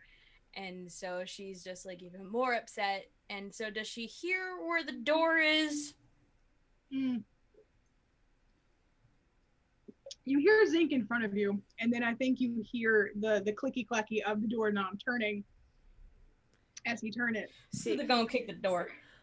See, they're gonna drop kick the fucking door. Sierra was starting to reach for the thieves' tools in her pocket. Hearing the click clack of the door. The door is actually We got time for this shit. Zink might be surprised. The door is actually open on this level, and then all of a sudden it is fucking slammed into the wall.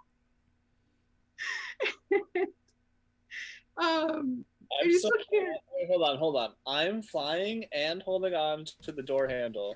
So Zink goes with the door, and Zink, Goes with- once you cross the threshold, you can see again, and goddamn, it's bright. Oh my eyes! They're broken. So yeah, and once all of you cross the threshold, the voices again, if they hadn't already, they completely stop, and so does any sensation. But also, fuck, it's bright. um, comparatively. We made it to the next level. So, in front of you, Yay. um, in front of you, what you see is a slightly different version of what you've seen before. Excuse me. You see a very short hallway that is leading to one final door. This one is different than the others, though. It is taller. It's got a lot of gilt all over it, so it's gilded with obviously gold. And it has the symbol of Lathander carved into it, so that like it would split perfectly down the middle when you open the doors. And the wood that comprises it is also a very pale kind of golden color as well. You know, they have an aesthetic to maintain. And yeah, I would like to check for traps in this hall. cool. Roll for I me. still don't trust it. Investigación. 17. All right, good shit. As far as you can tell, there are no traps here. It doesn't look like anything's going to spring or stab or blow gas at you if you like mess with the door. It's honestly, yeah, looks pretty straightforward. It doesn't seem to have a like locking handle.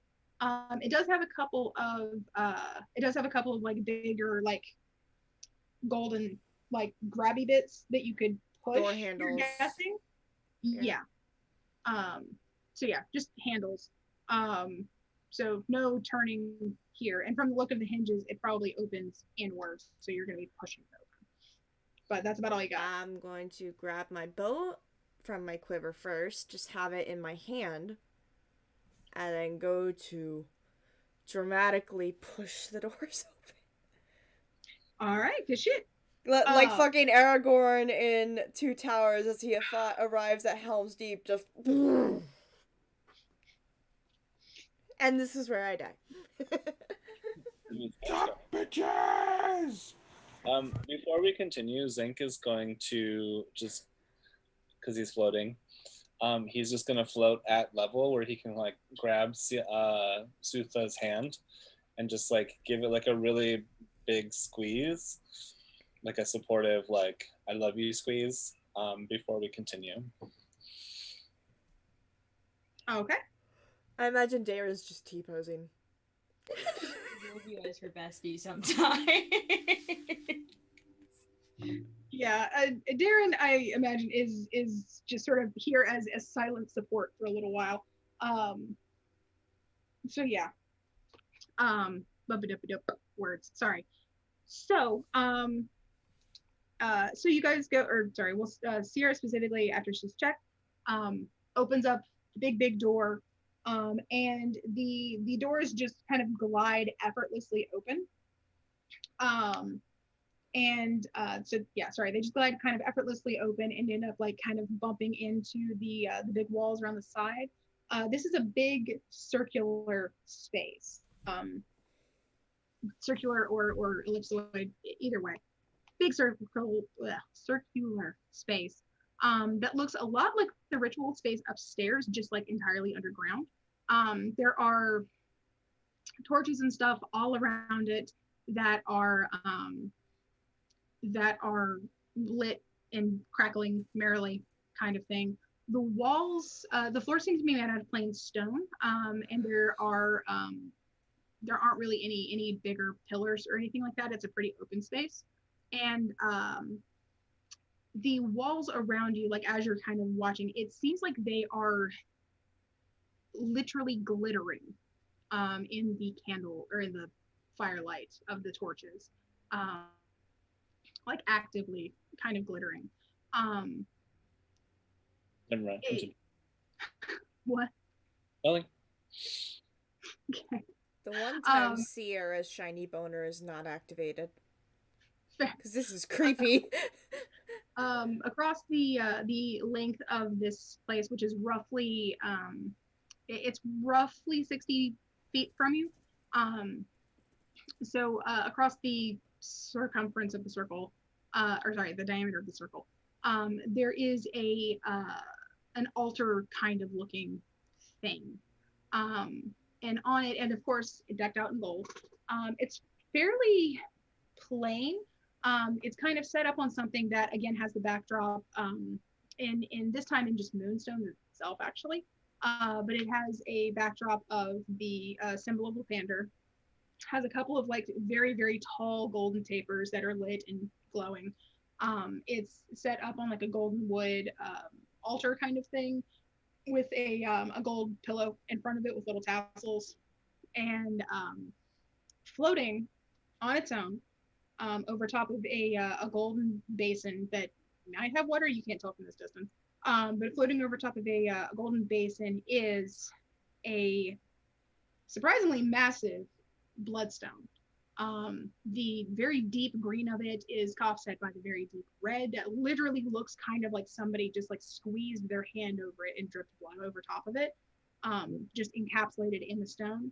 It's a big teardrop shape, with many many facets that glitter along with everything else that's just glittering in this room, and it's legitimately just kind of floating and like very faintly spinning, kind of as it goes. What do you do? Well, I'm gonna guess that Sierra has a gemgasm real quick. And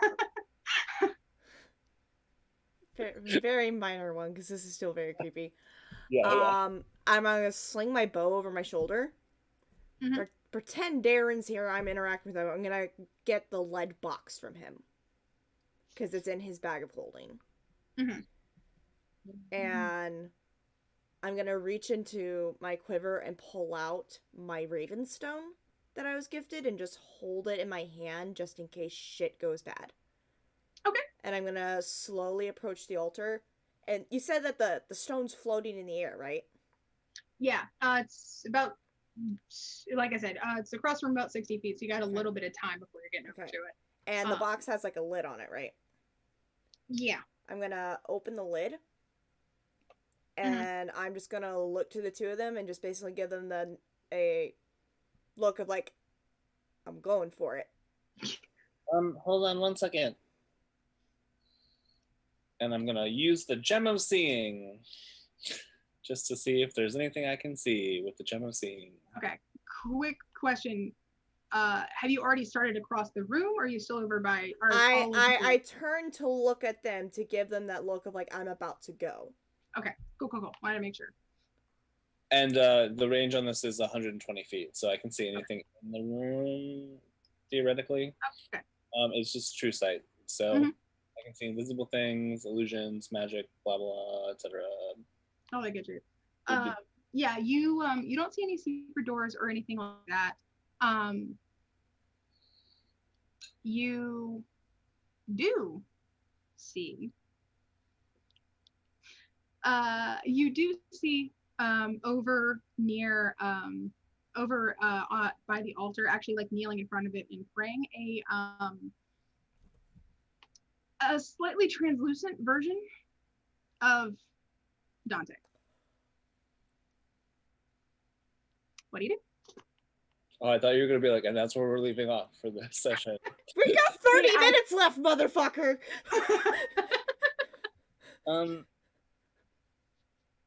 Sierra, I just remembered that lyric from that song that you wanted to know about over here and not by the thing.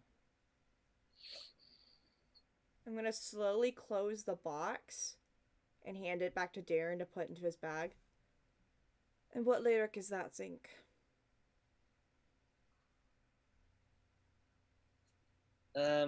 Invisible guy by the altar.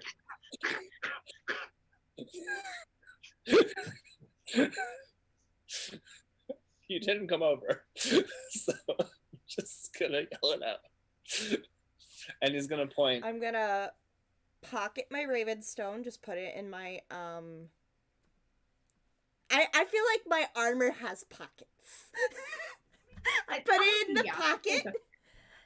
And I'm ju- gonna unsling my bow, draw the bowstring, and it forms an arrow. I'm just gonna point it to where Zink is pointing.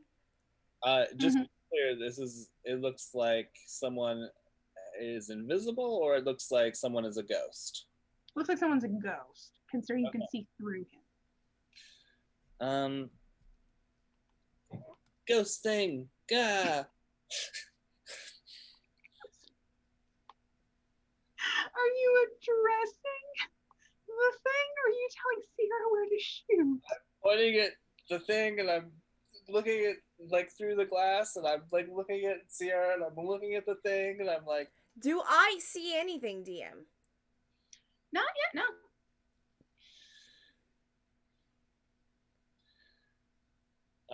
You might as well reveal yourself.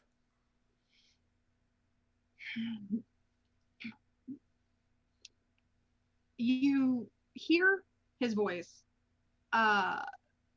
just coming from the room in general, just filling it up all the way.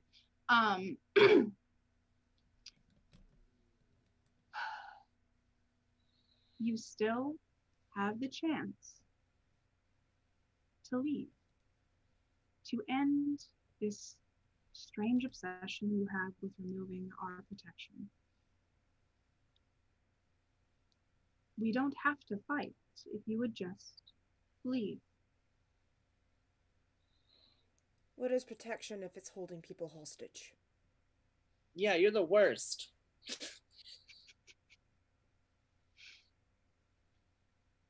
I don't know if you can tell, but we're quite stubborn. Clearly.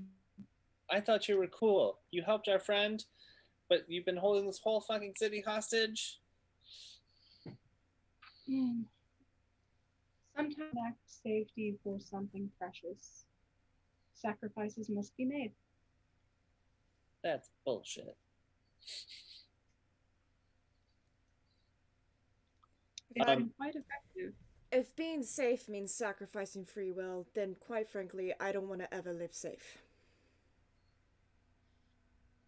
And you never have you? And I never will. More's the pity. Dancing lights at his location. They go. It doesn't do anything. It's just gonna light up the area. Right, It doesn't do anything. I'm the only person who can see him, so now other people know where he's at. Right? Or I mean, I guess. can everyone else see him too? No, you're the only one who can see through the gem. Okay, yeah. So like looking through the gem, I'm going to cast dancing lights, and I'm going to have them like orbit where he is, astrally. And I'm like, that's where he is. I don't know how you're gonna get him, but get him. Yeah.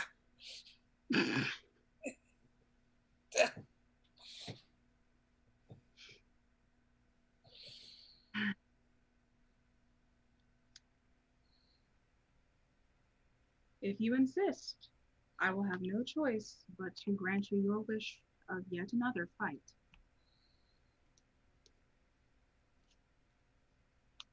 You haven't fought us yet, and we're the worst. I mean, you know, we're the best. Get it. Zink, Zink. It's fine, Zink. You're fine. We're the baddest. We've made it this far, and we're not gonna stop now. Yeah, So there's stop hiding in the shadows like a coward.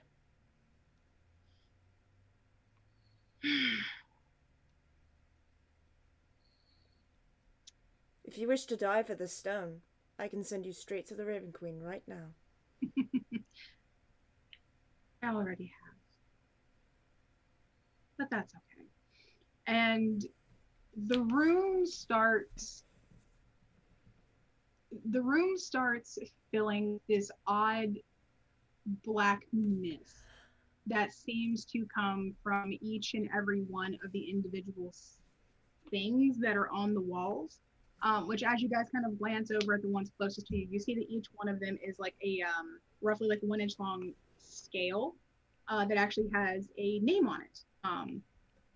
Each one of them have like a name on it.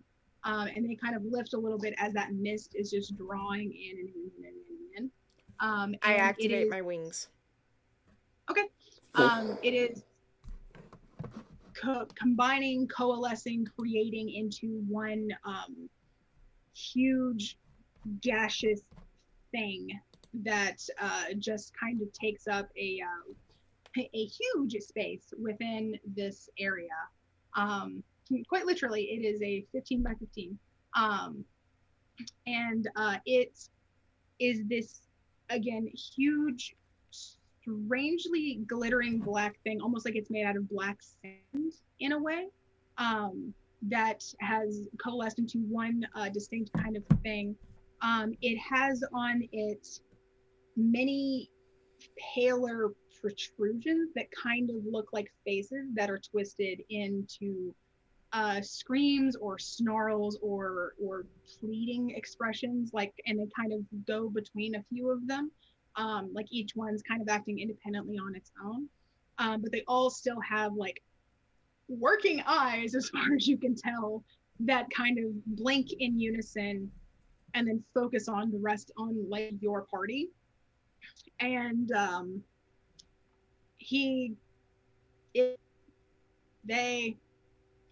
the Guardian sort of brings its hands together like this, and this spark of bright golden magic kind of flares off of it from the start, and looks like it kind of partially coalesces into something that kind of is shifting between a couple of different weapons. Like, it looks like a long sword, then a scimitar, then a bow. It just kind of shifty. But he does this, and all of those mouths open at once, and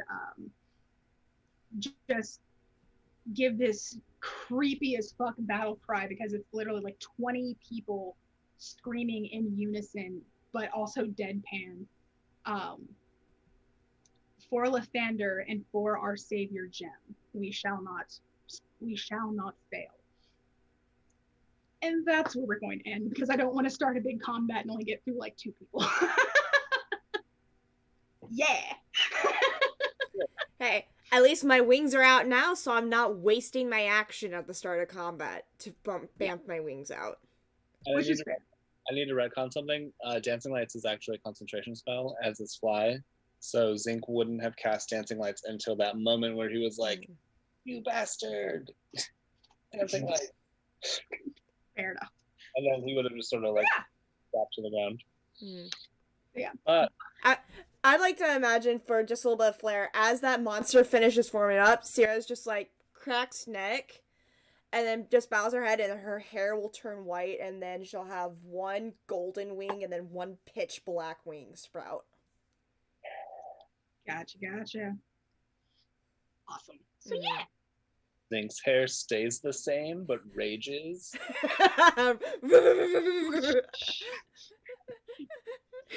Wiggle. Wiggle. But no, Zinc will drop the illusion. He'll just be like, "This is my true form." Also, fun fact, I can now tell you, now that you've gotten rid of the first form of Dante, Dante and the vampires were reskinned. Wait. Strahd. And wait, what? Yeah. What? You said vampires?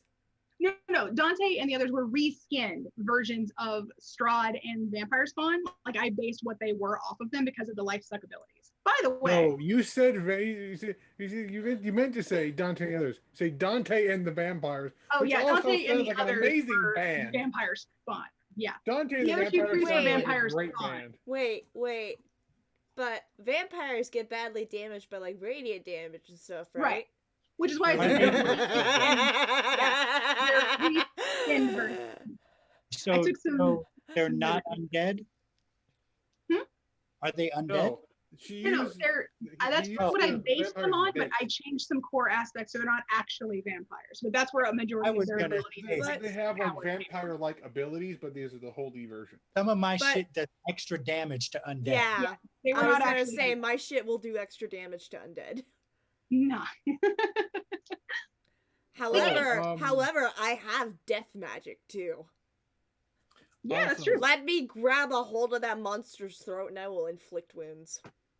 Also, out of curiosity, I may have missed this, Rachel. Did you say anything to Zink about there being any necrotic energy in the room? No, because he wouldn't have been able to see that. Oh, Okay. I'm seeing. I might have actually been able to see something. I mean, it's not like detect magic, but it can see. Yeah. That. It can- If it was something that was illusioned or like in a secretive manner, maybe, but like it's not detect magic. He wouldn't see Or an wouldn't active see specific school. or Yeah. like magic mark. I thought maybe I missed it. So they're like, Zink is just pissed off. We had to dredge through how many fucking levels of that stupidity, and this motherfucker is like, I'm a ghost. I'm gonna surprise attack them. I'm like, not today, motherfucker. I'm gonna cut you. Okay, I just love that line I used for Sierra. What is protection if it holds people hostage? Mm-hmm. Somebody quote that and put that on a fucking t-shirt. I'm now just getting Westview vibes from Moonstone. I don't like it. I haven't seen that one. So WandaVision. WandaVision.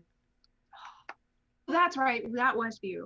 I don't know why. I thought you meant like West Wing or some No. shit. I was like, I haven't seen that one. Westworld. Ugh. This is definitely Westview Westworld. vibes, but we're not facing Wanda. We're facing fucking Agatha. It was Agatha all Love it. along. It was Agatha all along.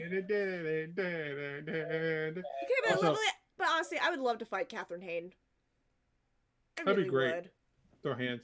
It was a TikTok I saw. Someone did an audio of it was the Agatha thing, and they transpositioned into a Uma Thurman by Fall Out Boys. I was like, da da da da da da, bah, damn it. Yes, I love that. Oh man, now we get to start combat next session, you guys. Yay. I have Yeah. I have a plan, an idea. I feel bad I because think I'm the Chris- only healer for this group, I think so Chris I might be on better to. not go down. I think Chris might be onto what plan I have. with I my- swear to God, do not cave in the ceiling on top of the monster I'm trying to fight. You steal my And XP, on top of I the will crew. steal your toes. It'd be you feel real dumb making that joke if I said I'm the trying to roasted have head. Sierra have her champion of the Raven Queen moment. I swear to God, if you steal it, I'm gonna chuck one half of your corpse to Loki and the other half to Tyr. That's not my intention. It was doing with any of this. Was like he's gonna try and figure out like, is this gonna work? I don't know if actually know the spell I'm thinking of. I don't know if it works going down. So it's just like, we'll find out. Sierra, how's it going? Not a prison right now. Okay. Incoherent celestial screaming, which you will not understand. And she doesn't even understand what she understands what she's saying, but she also doesn't understand what she's saying. Because now all of a sudden she just speaks celestial. Nope. I'm gonna love. Okay, yeah, no, something's up. I love they're gonna come and like, hey, Devotion, what'd you find? Ah! Just like.